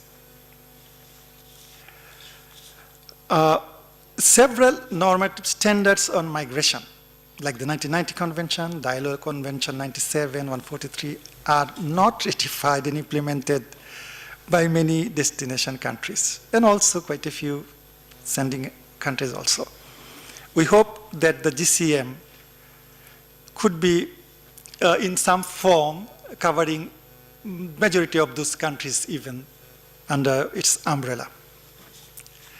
Now, we all have seen how a hostile situation can create movement or mobility of a large amount of human beings who ultimately fall into unsafe, disorderly, and completely irregular migration, as we have faced in our southeast border. Bangladesh leadership, led by our Honorable Prime Minister Sheikh Hasina, showed a restrained and humane response in this inhuman, hostile situation to save humanity. We believe GCM would recall and recognize this for the benefit of millions more in compelling crisis. Thank you, Chair. Thank you, ladies and gentlemen. Thank you very much, distinguished delegate of Bangladesh. The next speaker is a distinguished delegate of Republic of Korea. Thank you, Madam Chair. First of all, the Republic of Korea welcomes the launch of the consultation to establish the Global Compact for safe, orderly, and regular migration, and is committed to make positive contributions to the process. My government also welcomes the discussion on GCM among Asia-Pacific countries, considering the importance of social and cultural factors to the international migration in the region. Madam Chair, protecting migrants in vulnerable situations and promoting their human rights have always been a key priority for my government's migration policies. The Republic of Korea introduces an article in its Immigration Control Act to oblige the authorities to provide special protection for migrants, including pregnant women, older persons, children, adolescents, and those that have diseases. Accordingly, my government provides protection to migrant women and children who are the victim of violence, while assisting primary and secondary education to school-aged migrants, regardless of their parents' immigration status. The government is also providing medical care to migrants who are not covered by existing healthcare system to ensure their fundamental right to health. The Korean government is also committed to addressing root causes of irregular migration, including underdevelopment and conflict. The Korean government has constantly expanded its official development assistance and launched Global Disease Eradication Fund to support the prevention and eradication of infectious disease in developing countries. Furthermore, as chair of the UN Peacebuilding Commission, my government is putting in effort to mainstream sustaining peace in the UN system and promoting participation in peace-building process of people in vulnerable situations such as women and youth. Madam Chair, we would like to point out the importance of disaggregated long-term data focusing on the impact of migration. Detailed long-term data on migration's impact help governments design more sophisticated policies and facilitate substantial cooperation among countries of origin, transit, and destination. Furthermore, it helps to enhance public awareness on migration and counter discrimination and xenophobia. We expect more cooperation to be promoted in this area. On a final note, my delegation commends the UN ESCAP for its works on this timely and relevant meeting and reaffirms our continued cooperation and support. Thank you. Thank you very much, distinguished delegate of Republic of Korea. The next speaker is the distinguished delegate of Nepal. My name is Khaganath Adhikari. I represent Nepal. Madam Chairperson, Excellencies, distinguished delegates, ladies and gentlemen. It's indeed a pleasure and honor for me to attend the Asia-Pacific Regional Preparatory Meeting for the Global Compact for Safe, Orderly and Regular Migration held under the auspices of ESCAP. Let me at the outset congratulate you, Madam Chairperson, on your election as the chair of this meeting. We are confident that the meeting would come up with important and meaningful outcomes under your able leadership. I assure you of our full support and cooperation in discharging your duties as the chair. I also take this opportunity to congratulate and thank the UNESCAP Secretariat for the excellent arrangements for the meeting. As the New York Declaration has rightly put it, international migration is a multidimensional reality of major relevance for the development of countries of origin, transit, and destination, which requires coherent and comprehensive responses. The 2030 Agenda for Sustainable Development has envisaged to reduce inequality within and among countries by striving to achieve sustainable development goals, including by facilitating orderly, safe, regular, and responsible migration and mobility of people, including through the implementation of planned and well-managed migration policies. The government of Nepal has mainstreamed SDGs in its 14th development plan, which started from July 2016, and it has aimed at paving the way to transform Nepal from a low-income to a middle-income country by 2030. In 2016, remittances accounted for 31.2% of Nepal's GDP, which shows growing importance of international migration and its role in poverty eradication and socio-economic development process in my country. As Nepal is institutionalizing federal system of governance and concentrating on post-earthquake reconstruction efforts, job opportunities are also being created in the country.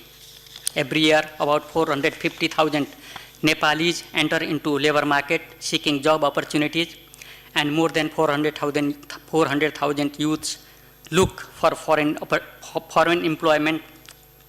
Most of them are unskilled or semi-skilled workers. Therefore, we have been emphasizing on the need for safe, regular, and dignified foreign employment opportunities for them in the destination countries. Accordingly, we have formulated a foreign employment policy that aims at promoting skills among potential migrant workers, concluding bilateral labor agreements with major destination countries, and extending consular support to the migrant workers facing difficult situations abroad. Apart from the government, The role of civil society, media, and migrant returnees is important for promoting safe, orderly, and regular migration for the growing number of Nepali migrant workers. Therefore, government agencies, particularly the Ministry of Labour and Employment and Nepali embassies abroad, are working in close partnership and coordination with relevant stakeholders, including the recruiting agencies, trade unions, returnees association, migration experts, and media, among others, with a view to ensuring social inclusion and safeguarding human and labor rights for the migrant workers. Madam Chairperson, international cooperation is important in facilitating safe, orderly, and regular migration. The situation of migrant women workers, low-skilled and semi-skilled workers, is more vulnerable than others, and therefore they deserve more attention for protection and welfare. Without putting in place effective measures in countries of origin, transit, and destination, we cannot address the problems of smuggling of migrants and trafficking in persons. The Global Compact on Migration should also promote developing operation manuals for employers and providing training and skill development opportunities to workers. Social security measures, including the provision of minimum salary, access to health and insurance facilities, low cost, faster and safer transfer of remittances, appropriate and swift issuance of identity cards, as well as unhindered access to legal and consular assistance are required to migrant workers, more so to domestic migrant workers. Madam Chairperson, distinguished delegates, regional consultative process and regional interstate organizations can be important platforms for the promotion of safe, regular, and orderly migration. Nepal, which now holds the chair of the Colombo process, is committed to working collectively with all CP members to ensure safe, orderly, and regular migration. We have been promoting the theme of safe, regular, and managed migration, a win-win for all, in line with the SDGs, particularly the SDG target 10.7. Similarly, within the South Asian Association for Regional Cooperation, SAARC, the member countries have jointly agreed to collaborate and cooperate for the safe, orderly, and responsible migration. The origin and destination countries, as well as the workers themselves, should be winners in all stages of migration cycle. The GCM framework should come up with a strong commitment in this regard and provide actionable commitments which can be implemented at all national, regional, and international levels. Thank you, Madam Chairperson. Thank you very much, distinguished delegate of Nepal. The next speaker is a distinguished delegate of India. Thank you, Chair. I'm Priyanka Sethi from Government of India. At the outset, I would like to thank ESCAP and related agencies for providing us a forum to contribute to the process for the preparation of the Global Compact. International migration has increased significantly in the recent times, and it is becoming more important to recognize and address issues concerning this. International migration is an integral component of an ever closer integration of economies in this era of globalization. The integration of modern global economy and business, facilitated by ICT, relies on the easy mobility across borders of capital, technology, and goods and services. Equally, it also relies on mobility of workers, which, however, faces resistance. Mobility of labor is required for businesses and economy in view of shortage of skilled workers, professionals, and researchers, as also the need for young workforce in countries with aging populations. In India, we see the issue of mobility in the broader perspective of migration and development, which will be a key in achieving the safe, orderly, and regular migration under Goal 10.7 of SDGs. Labor migration should be simplified, and well-managed mobility of professionals would be beneficial for both resource and destination countries, and would be instrumental in enhancing productivity and maintaining competitiveness of the developed world. In the same vein, portability of social security entitlements and harmonization of qualification frameworks will go a long way in protecting the economic and social rights of migrant workers. India has already entered into social security agreements with 18 countries. Government of India has accorded a key priority to ensure a safe, orderly, legal and a humane migration process. We remain steadfast in our commitments in tackling illegal migration and human trafficking. Our efforts encompass a broad range of issues. These issues include skills and qualification and their mutual recognition, cost of migration, recruitment procedures, immigration policies, social security, compulsory pre-departure orientation, and other forms of protection. We are also working towards entering into agreements on mutual recognition of skills, human mobility, partnerships, and acceptability of certifications. We also believe that all key stakeholders need to work together for an effective outcome. At last, we would like to emphasize that the New York Declaration for Refugees and Migrants clearly distinguishes between the two processes leading to separate, distinct, and independent global compacts, one on refugees and the other on migrants. The Compact on Migration must retain focus on the phenomena that it is intrinsically linked to globalization without allowing the concerns about large-scale movement of refugees to cloud the discussion. Refugee and migrant flows have separate causes and motives and are governed by different legal frameworks. The Compact should provide a framework of international cooperation premised on development paradigm that seeks to maximize its specific advantages to both source and destination countries, leading to the global achievement of Agenda 2030 of Sustainable Development Goals. Thank you. Thank you very much, distinguished delegate of India. The next speaker is a distinguished delegate of the Russian Federation. Благодарю вас, госпожа председатель. Прежде всего, хотели бы отметить, что мы положительно оцениваем итоги состоявшегося 19 сентября прошлого года пленарного заседания высокого уровня Генассамблеи по решению проблемы миграции.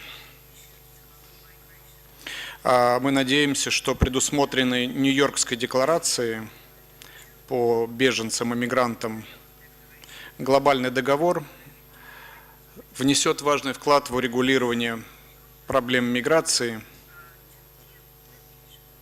и послужит основой долгосрочного всестороннего международного сотрудничества в этой области. Хотели бы отметить, что глобальный договор, на наш взгляд, должен иметь характер политической декларации. На наш взгляд, условия для разработки и принятия юридически обязательного документа еще не сложились. Считаем, что глобальный договор должен обеспечить понимание того, что для нормализации миграционной ситуации следует наладить надлежащий контроль над миграционными потоками, пересекать противоправные действия со стороны мигрантов, внедрить механизмы реадмиссии и создать дополнительные каналы для законной миграции. Не менее важно содействовать созданию в государствах массового исхода населения устойчивых предпосылок для налаживания мирной жизни и возвращения людей на родину, а также условия для предотвращения и политического урегулирования конфликтов, которые во многих случаях являются причиной вынужденной миграции. Разумеется, рецепты решения миграционных проблем не должны противоречить базовым принципам гуманности,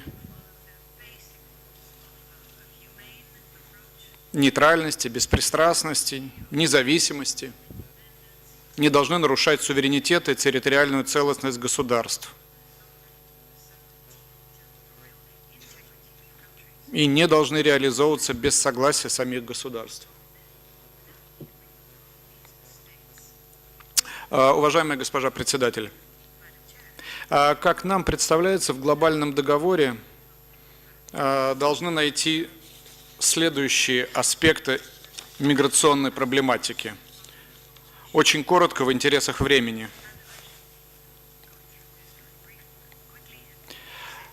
Регулируемое привлечение иностранных работников, на основе заключения международных соглашений между заинтересованными государствами,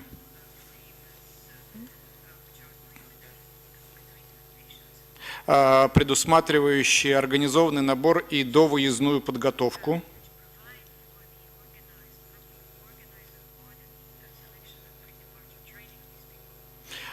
следующий пункт – это адаптация и интеграция мигрантов,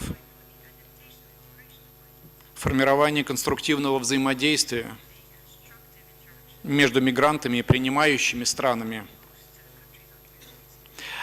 Следующее – выполнение гуманитарных обязательств в отношении вынужденных мигрантов.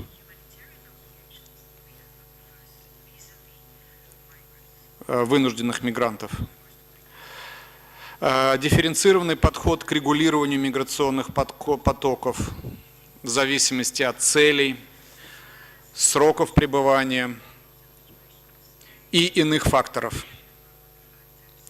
Важно также предусмотреть положения, касающиеся незаконной миграции, с акцентом на выработку единых подходов по вопросам реадмиссии иностранных граждан. Разумеется, важно обеспечить международное сотрудничество в целях обмена информацией по вопросам миграции. Важно также реагировать на ситуации, связанные с экстренным массовым прибытием иностранных граждан. Это те основные тематические сюжеты, которые мы считаем должны быть отражены в глобальном договоре.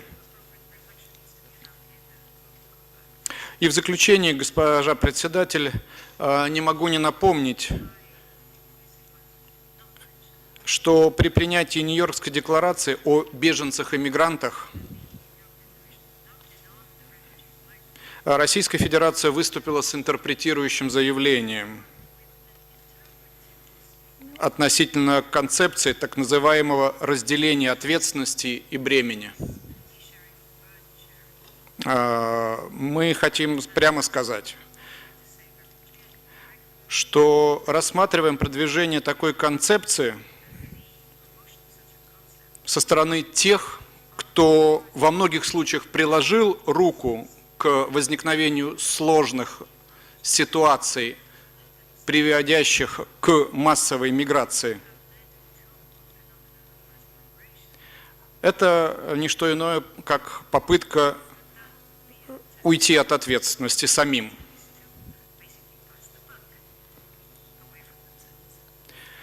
Это важно помнить, когда мы будем вести дальше переговоры по глобальному договору.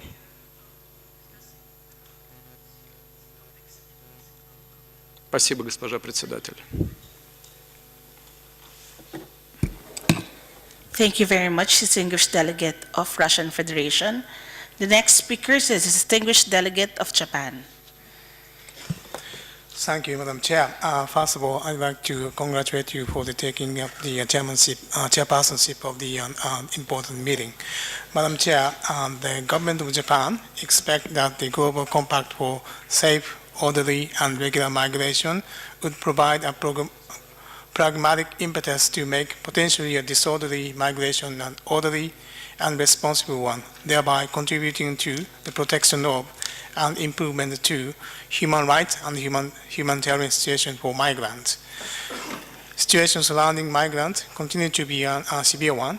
Each region faces unique set of issues and challenges, requiring us to deal with each situation on a case-by-case basis. In light of the uniqueness and the magnitude of migration in Asia and the Pacific, the government of Japan welcomes the convening of the Asia-Pacific Regional Preparatory Meeting here in Bangkok. Madam Chair, the government of Japan provides support to migrants, not only in the form of humanitarian assistance where needed, but also through economic assistance with a view to finding a solution to the root causes of migration. It is important to protect migrants from various threats such as human trafficking and organized crime, and it is also important to empower each individual to deal with such threat on their own. Keeping in mind the foregoing, the government of Japan proactively provides support to migrants both through bilateral cooperation and through international organizations such as IOM and UNDP, based on the principle of the human security, which places emphasis on protection and empowerment of individuals. Thank you, Madam Chair. Thank you very much. From the distinguished delegate of Japan, next speaker is the distinguished delegate of Fiji. Thank you, Madam Chairperson. Fiji and the Pacific region as a whole is currently dealing with an emerging issue in relation to the projected increase of climate migrants in the Pacific and the urgent need for not just the Pacific community but the global community to offer adequate accommodation and assistance to those seeking refuge from rising sea levels. National boundaries have become less significant, and displacement is now a regional and global responsibility. Migration as a result of displacement makes the vulnerable more vulnerable and creates new categories of vulnerability. 10 years ago, the notion of migration caused by rising sea levels and extreme weather events was a vague possibility, something that was to play out in the distant future. However, migration as a result of climate change is now a reality for many Pacific states. In the last few months, hundreds of people have been displaced by hurricanes Harvey, Irma, and Maria. As we have seen with these events, displacements of people or the migration of people due to climate change is no longer, as I said before, just a Pacific problem.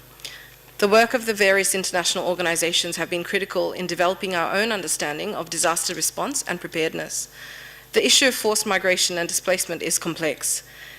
It is caused or exacerbated by the impacts of climate change, but also linked to other factors related to human rights, gender, indigenous peoples and communities, conflict and security. Systemic and structural changes are needed. Adequate policy responses should protect the most vulnerable and build support for communities to enhance their capacities to adapt.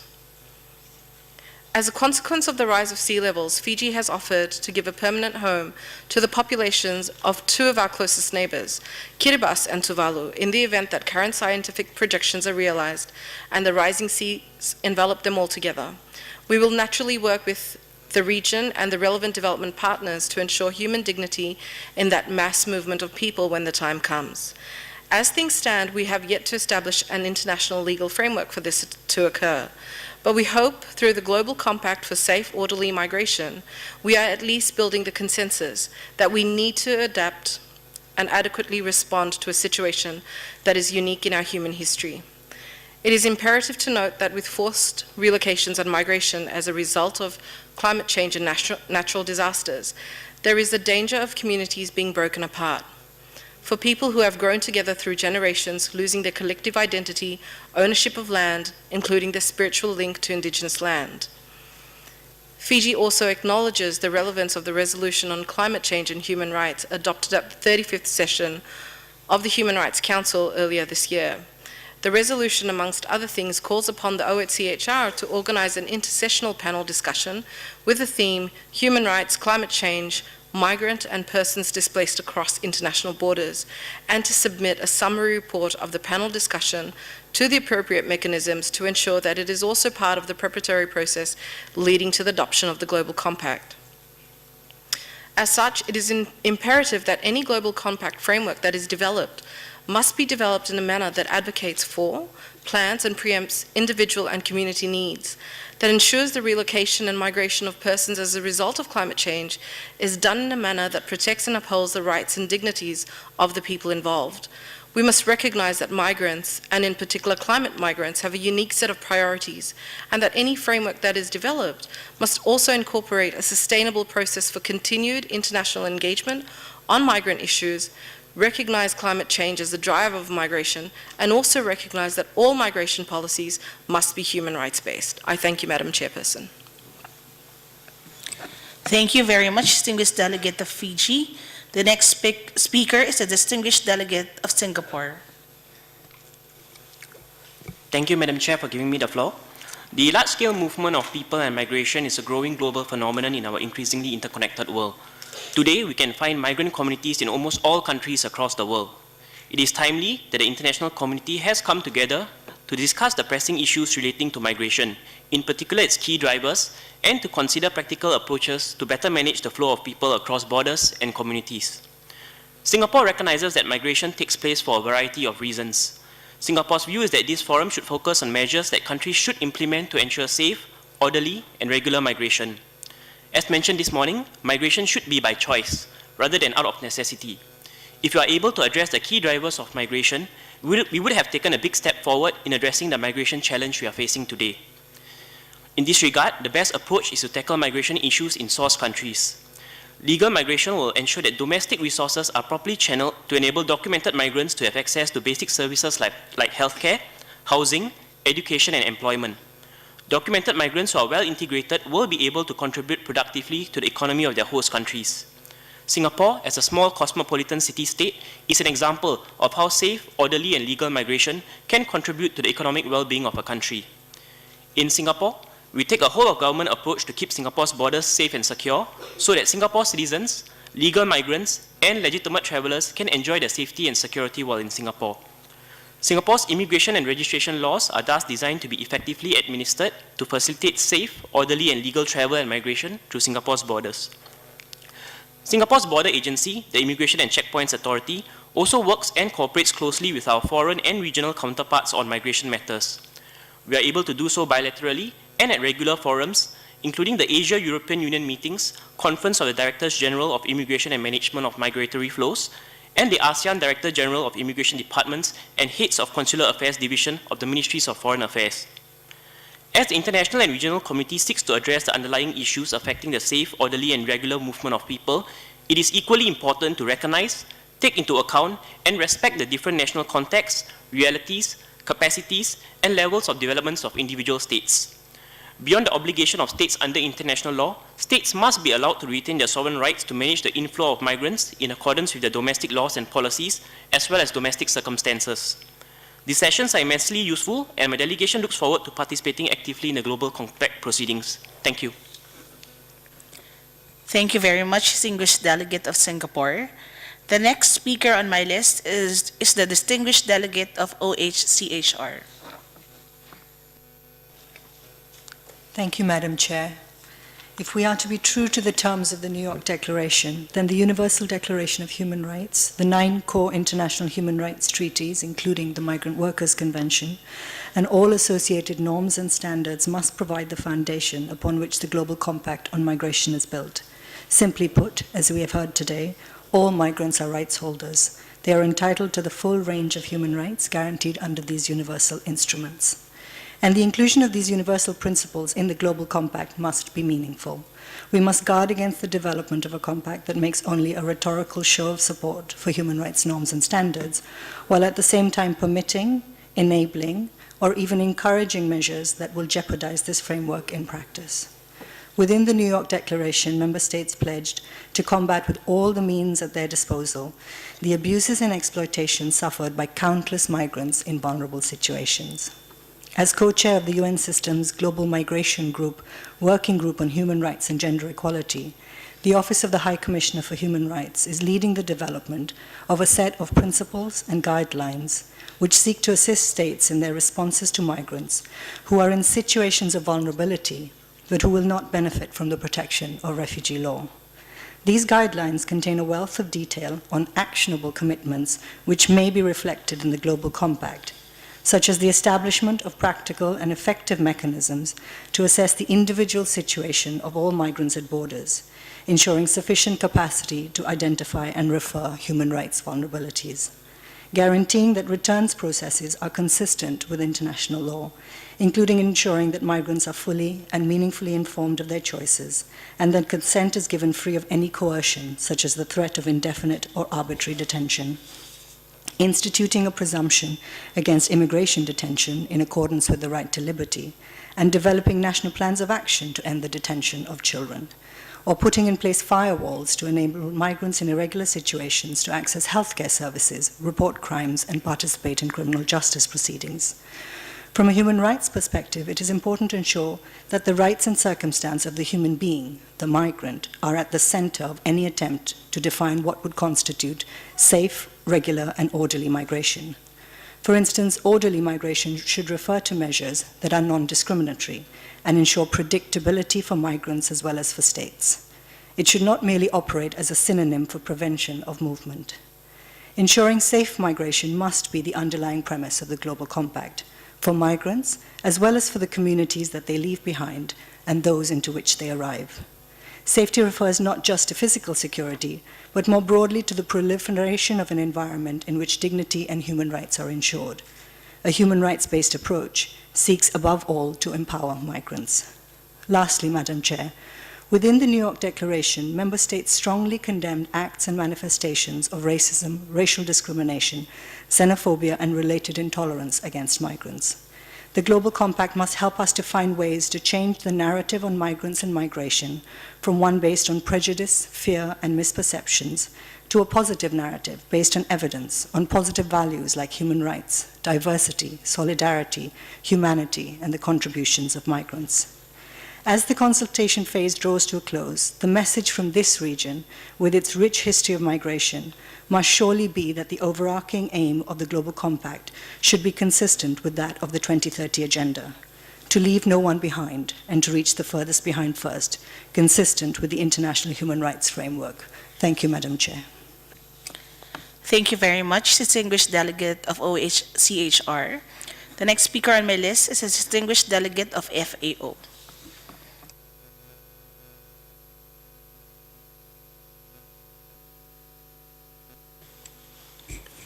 Thank you, Madam Chair. Excellencies, distinguished delegates and representatives. As we all know and we've been hearing so far, we are facing a major migration crisis. It is estimated that about 250 million people will be on the move for different factors. And to successfully manage this crisis, we need to address the drivers and underlying causes of migration as recognized by the New York Declaration. Migration has been always an intrinsic feature of human society and often a manifestation of a drive for innovation and development together with economic, social, and cultural benefits accruing to migrants and to countries of origin and destination. Yet, structural transformation, rapid economic growth, climate change, environmental degradation, and conflict are creating new and complex drivers that exert new pressures on recipients, transit, and origin countries.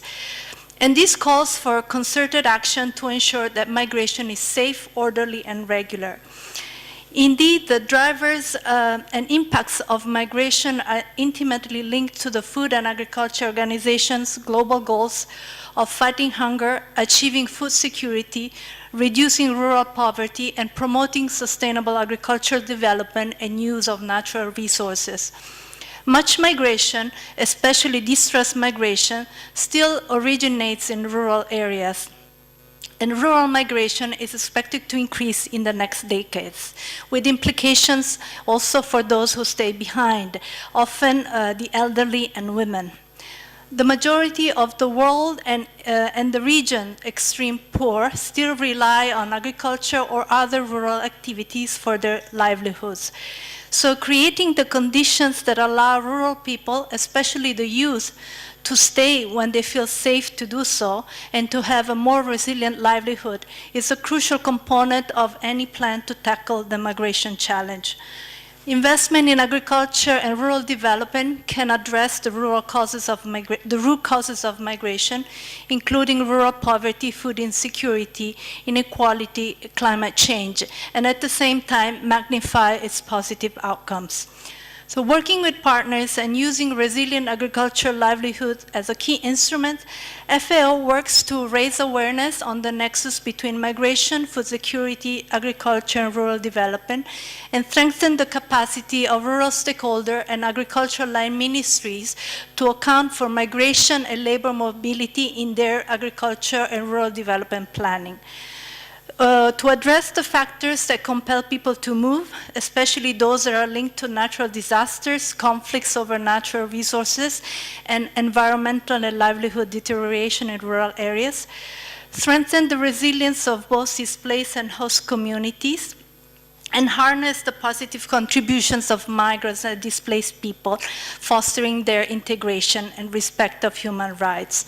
So we believe that migration is a cross-cutting issue that requires all member countries, UN agencies, development partners, the private sector, and civil society to work together. FAO stands ready to support the intergovernmental negotiation leading to the adoption of the Global Compact. And indeed, in 2018, our major annual flagship publication on the state of food and agriculture will be dedicated to this theme, as we also take on the co-chairmanship of the Global Migration Group together with IOM.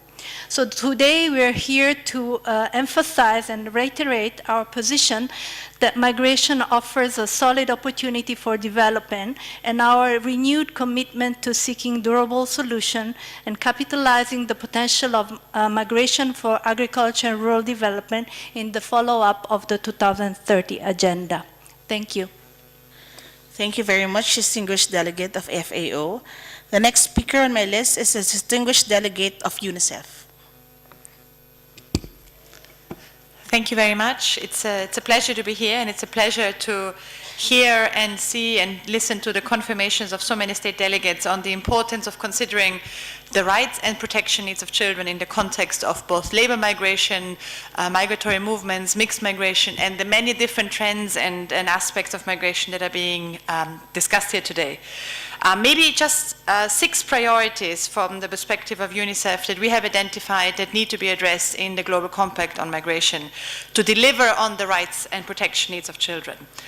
First of all, to protect children on the move, either from the dangers of smuggling, trafficking, or exploitation, we need to intensify cross-border and regional cooperation along migratory routes, within sub-regions, and between states that are connected through migratory histories.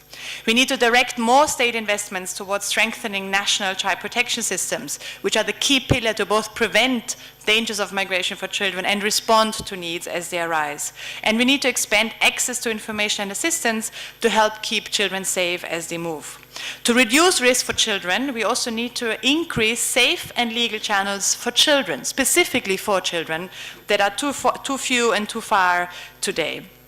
And that means that we also need to ensure that children in the context of family migration can move with families, whether that's labor migration or other forms of migration. Second, there are strong commitments already in the New York Declaration by states to move towards ending immigration detention of children. The moment to deliver on this commitment is now. It will take actions, concerted actions, action plans at national and regional level to deliver on that promise and to scale up the availability of effective alternatives to detention for children and families with children. Third, the Global Compact on Migration is an instrument that must also help address childhood statelessness. Childhood statelessness is both a child rights violation, a key driver, and a barrier for safe migration of children. Every child needs to be provided with a legal identity at birth, and states must adopt policies to prevent family separation in transit and develop fast-track procedures for families to be able to reunify and children to be able to reunite with their parents wherever they end up. Fourth, the Global Compact on Migration can provide a critical role by providing a global framework to ensure that migrant children, wherever they are, can access education, can stay in school, and stay healthy by accessing health care beyond emergency health care, including psychosocial health care as well. Fifth, The Global Compact on Migration must also address and recognize child-specific drivers of migration and push factors, such as in some contexts, child trafficking risks or risk for family and domestic violence, forced marriage, or the impact of climate change on children or natural disaster. Sixth, the Global Compact on Migration is an opportunity for state leadership at national, at local, and at regional level, and the involvement of the private sector and other partners to really join forces to combat xenophobia and discrimination, and to ensure that migrant children and their families are welcomed, and that host communities are supported and empowered to create an opportunity for children to thrive. Many governments and local authorities around this region and around the world are already doing the right thing.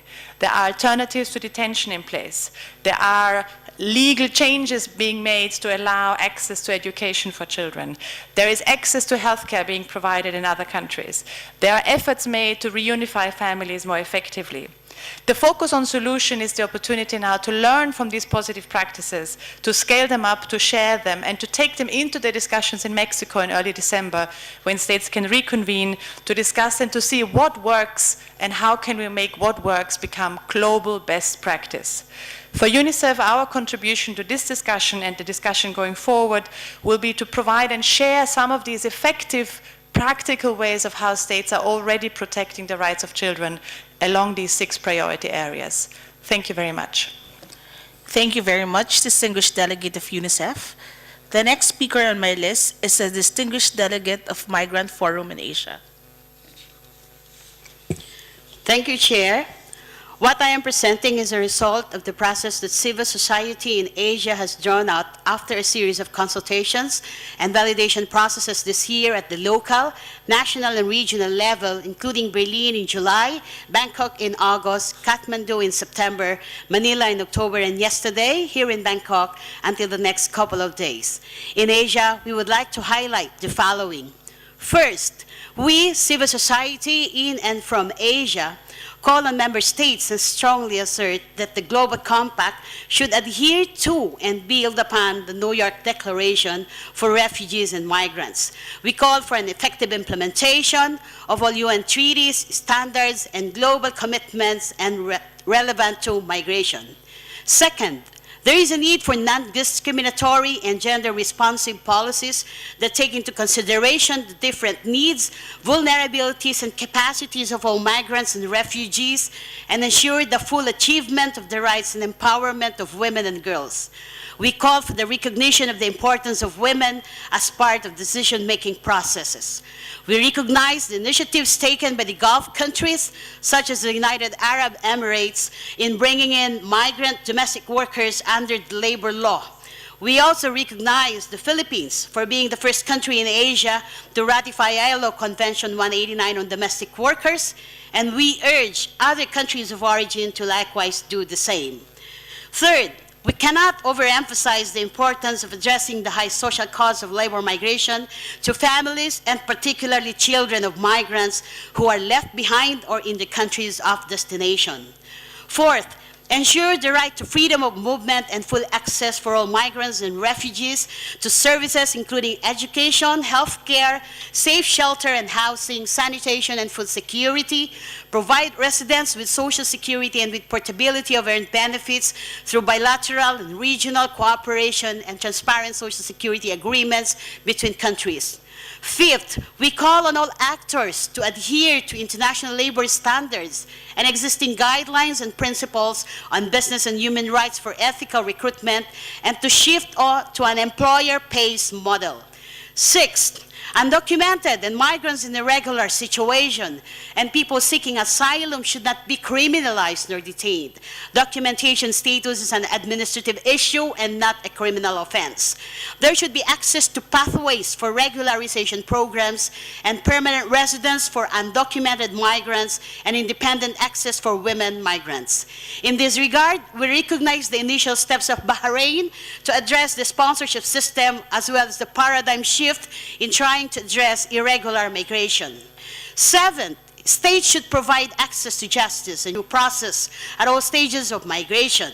By 2022, ensure that all states have safeguards in place in law and policies between immigration enforcement and public services in the justice system, known as firewalls, thereby allowing all migrants and refugees, regardless of status, access to documents, services, and the justice system without fear of detection, detention, or deportation, including to report crimes and seek redress. Make access to justice portable, so that migrants and refugees can access justice in the jurisdiction concerned even after they are no longer in the country. Further, bilateral agreements must be reviewed from an access to justice lens. May we also share, Chair, the key messages from the first ever Pacific Islands CSO consultation on migration. Herewith, I am highlighting the following points.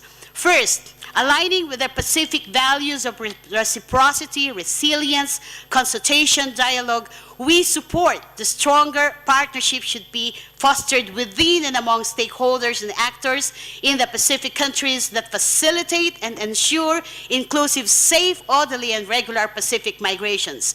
The Pacific voice should be heard in all pertinent dialogues and processes governing climate change-induced migration at the national, regional, and global levels corresponding with binding instruments. They support that knowledge is holistic, cyclic, and dependent upon relationships and connections to living and non-living beings and entities, and that the land and ocean is sacred. Migration in and out of the region affects the equilibrium of these relationships.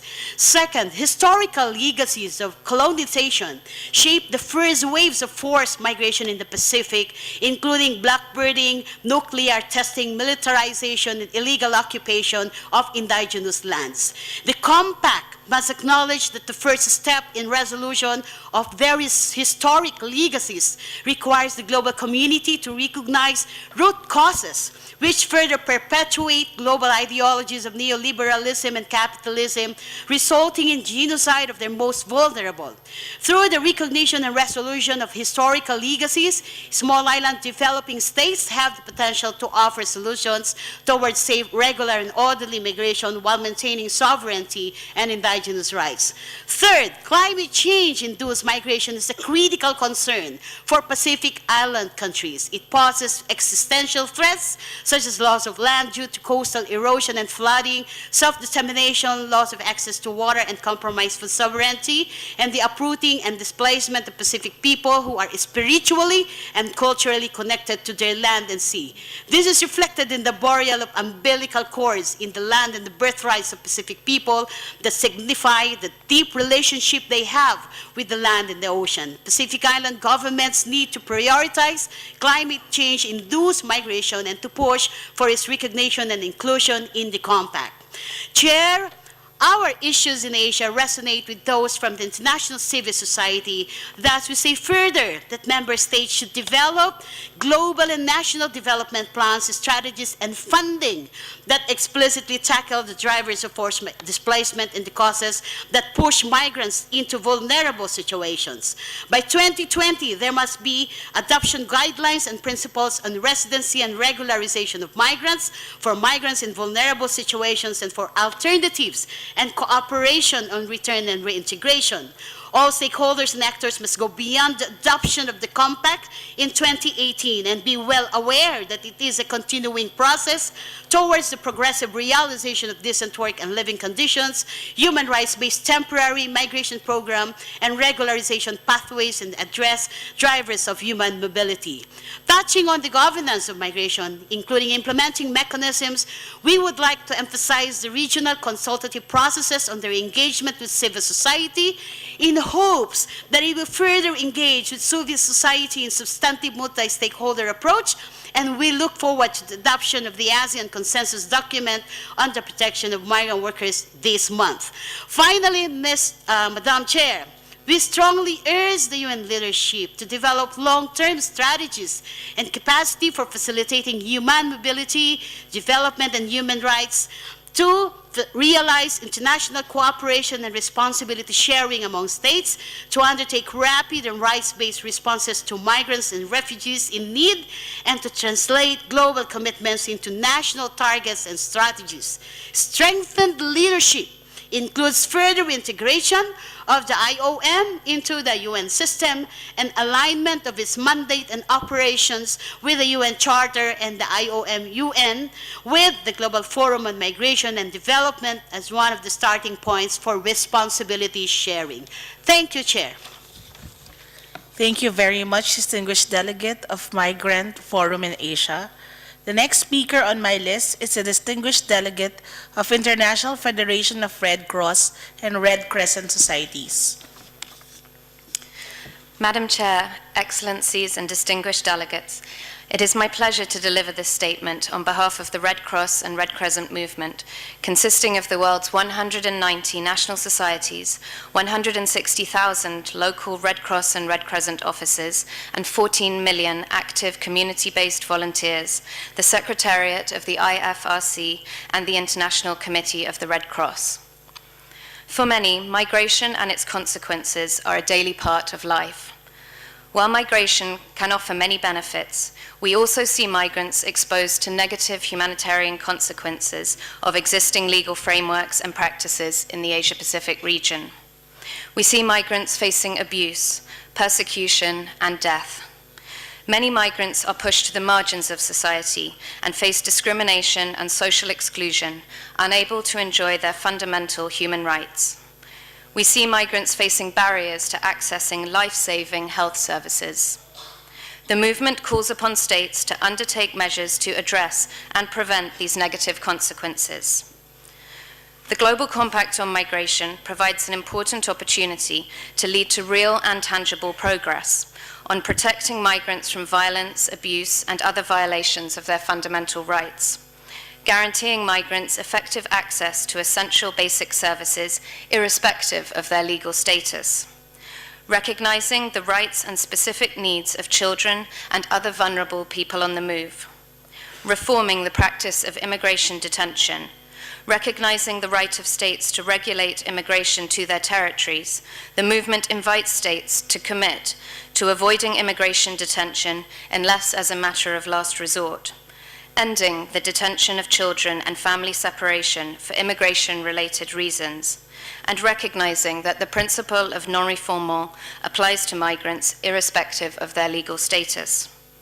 Addressing the humanitarian consequences of migrants going missing or dying at any stage of the migratory route, the movement calls upon states to take necessary measures to prevent migrants from going missing, facilitate the search and identification of missing migrants, and address the specific needs of families of missing migrants. State authorities bear the primary responsibility to address the protection and assistance needs of migrants and to protect the lives and dignity of those who travel through or to their territories. Madam Chair, the movement, present along the local level in 38 countries throughout the region and along migratory routes, stands ready to offer or increase our support consistent with our fundamental principles. Already, movement components are carrying out a range of context-specific activities, which include offering migrants help to reconnect with their relatives through Restoring Family Links network, informing migrants on safe migration in countries of origin, organizing social inclusion and cohesion activities in countries of destination, and supporting authorities in ensuring access to healthcare for migrants. Some movement components offer support to returning migrants, including psychosocial assistance. The Asia-Pacific Migration Network of Red Cross and Red Crescent national societies facilitates the sharing of information and good practices and enhances cooperation between national societies to better assist and protect the most vulnerable migrants. We all can and must do more. Governments need not act alone. States may consider the expertise and capabilities offered by the Red Cross, Red Crescent movement and others, and collaborate to ensure that people can choose to migrate in safety and in dignity, and that the most vulnerable are protected. Building on the current efforts of many national societies, the movement is committed to working with all relevant stakeholders in the Asia-Pacific region to address the humanitarian concerns of migrants in need. Thank you. Thank you very much, distinguished delegate of IFRC. Our last speaker on my list is the distinguished delegate of Pacific Immigration Directors Conference. Thank you, Madam Chair. My name is Kerry Gregg. I'm speaking on behalf of the Chair of the Pacific Immigration Directors Conference. We take this opportunity to make some general comments and we'll make further comments tomorrow. The PIDC notes that the Global Compact seeks to develop non-binding guiding principles and voluntary guidelines consistent with international law on the treatment of migrants in vulnerable situations. In echoing calls by Pacific Islands Forum leaders to maximise use of scarce resources and avoid duplication, the PIDC supports the alignment of the global contract with existing international multilateral arrangements, including the 2030 Agenda for Sustainable Development and the Addis Ababa Action Agenda of the Third International Conference on Financing for Development, and that it be informed by the declaration of the High-Level Dialogue on International Migration and Development adopted in October 2013. PIDC notes that a significant number of its membership is made up of small island states with special vulnerabilities and challenges related to geographical isolation, such as significant disturbances to markets, high cost of transport, limited land masses, and limited natural resources. As such, while PIDC would envisage the Global Compact providing strong and innovative direction for safe, orderly, and regular migration, PIDC would also seek to ensure that Global Compact measures are appropriate and do not introduce obligations in terms of commitments and reporting that are far too onerous for small island states. Where commitments are introduced that require significant resources and investments, PIDC would like to see flexibility provided to more vulnerable states for the implementation of the Global Compact, with a transition period appropriate to national circumstances and available resources provided, and a support mechanism established to assist small island states in developing the necessary processes and structures to meet any new obligations. Where support mechanisms are established, PIDC would seek assurances that processes for assessing resources are simplified, consistent, and relevant to the circumstances of the Pacific Island countries. PIDC note that once the Global Compact has been endorsed, it envisages, given its regional mandate, that one of its major priorities will be providing and facilitating the provision of assistance through development partners and partner organisations such as the Bali Process, UNODC, IOM and UNHCR to support members in meeting their Global Compact commitments. As such, PIDC will explore seeking recognition as a potential implementing agency of Global Compact measures. PIDC supports the development of comprehensive immigration policies. PIDC for several years has provided support to its members seeking to modernise and streamline national immigration policies, legislative frameworks and standard operating procedures.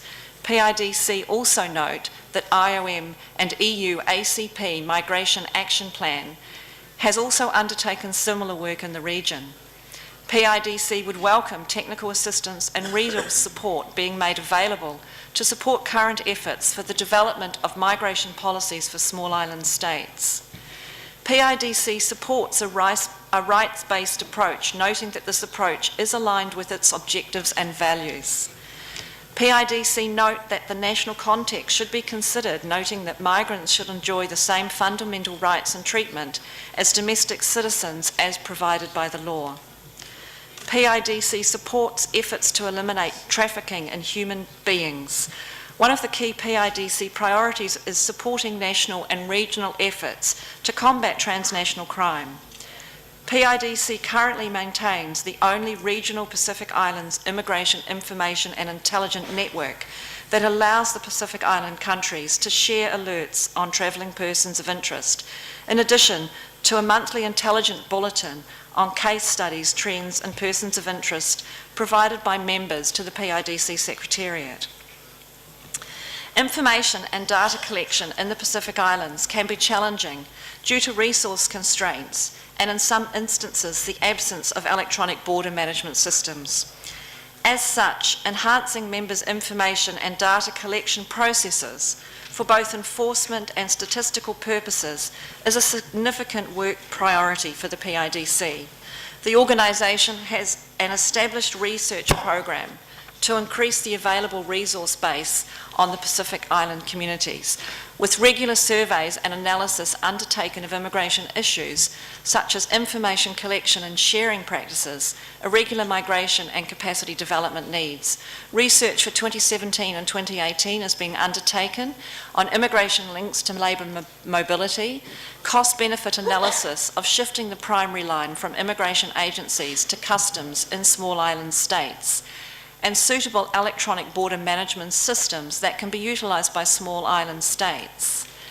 PIDC is also seeking to build the capacity of members to collect, store, analyse and share data. In 2016, PIDC established a working group to strengthen regional information sharing and is scheduled to develop for members' endorsement in 2018 a regional memo of understanding to form the legal basis for information sharing amongst its membership. To support members' national efforts to collect data, PIDC has scheduled a regional workshop in 2018 to develop agreed immigration standardised data sets for regional analysis and also to develop simple pragmatic database solutions to support collection and the analysis of data in specific priority immigration areas. Thank you for this opportunity to provide our comments to this forum. Thank you very much, distinguished delegate of PIDC. I see that there are no more delegations who wish to take the floor. Distinguished members, we have successfully discussed Agenda Item 2. I will reflect these deliberations in my summary, which will be the region-specific inputs to the stock-taking meeting that will be held on December 4 to 6, 2017 in Puerto Vallarta, Mexico. Excellencies, distinguished delegates, ladies and gentlemen, we have now reached the end of the time allotted for this agenda item. Thank you for your informative statements. I believe that we have effectively reviewed policies on international migration and their impact on safe, orderly, and regular migration, as well as the 2030 Agenda for Sustainable Development. Tomorrow, we shall return at 9 o'clock in the morning to start our deliberations on Agenda Item 3 on thematic discussions on key issues in the Asia-Pacific region for facilitating safe, orderly, and regular migration. The meeting is now adjourned. Thank you.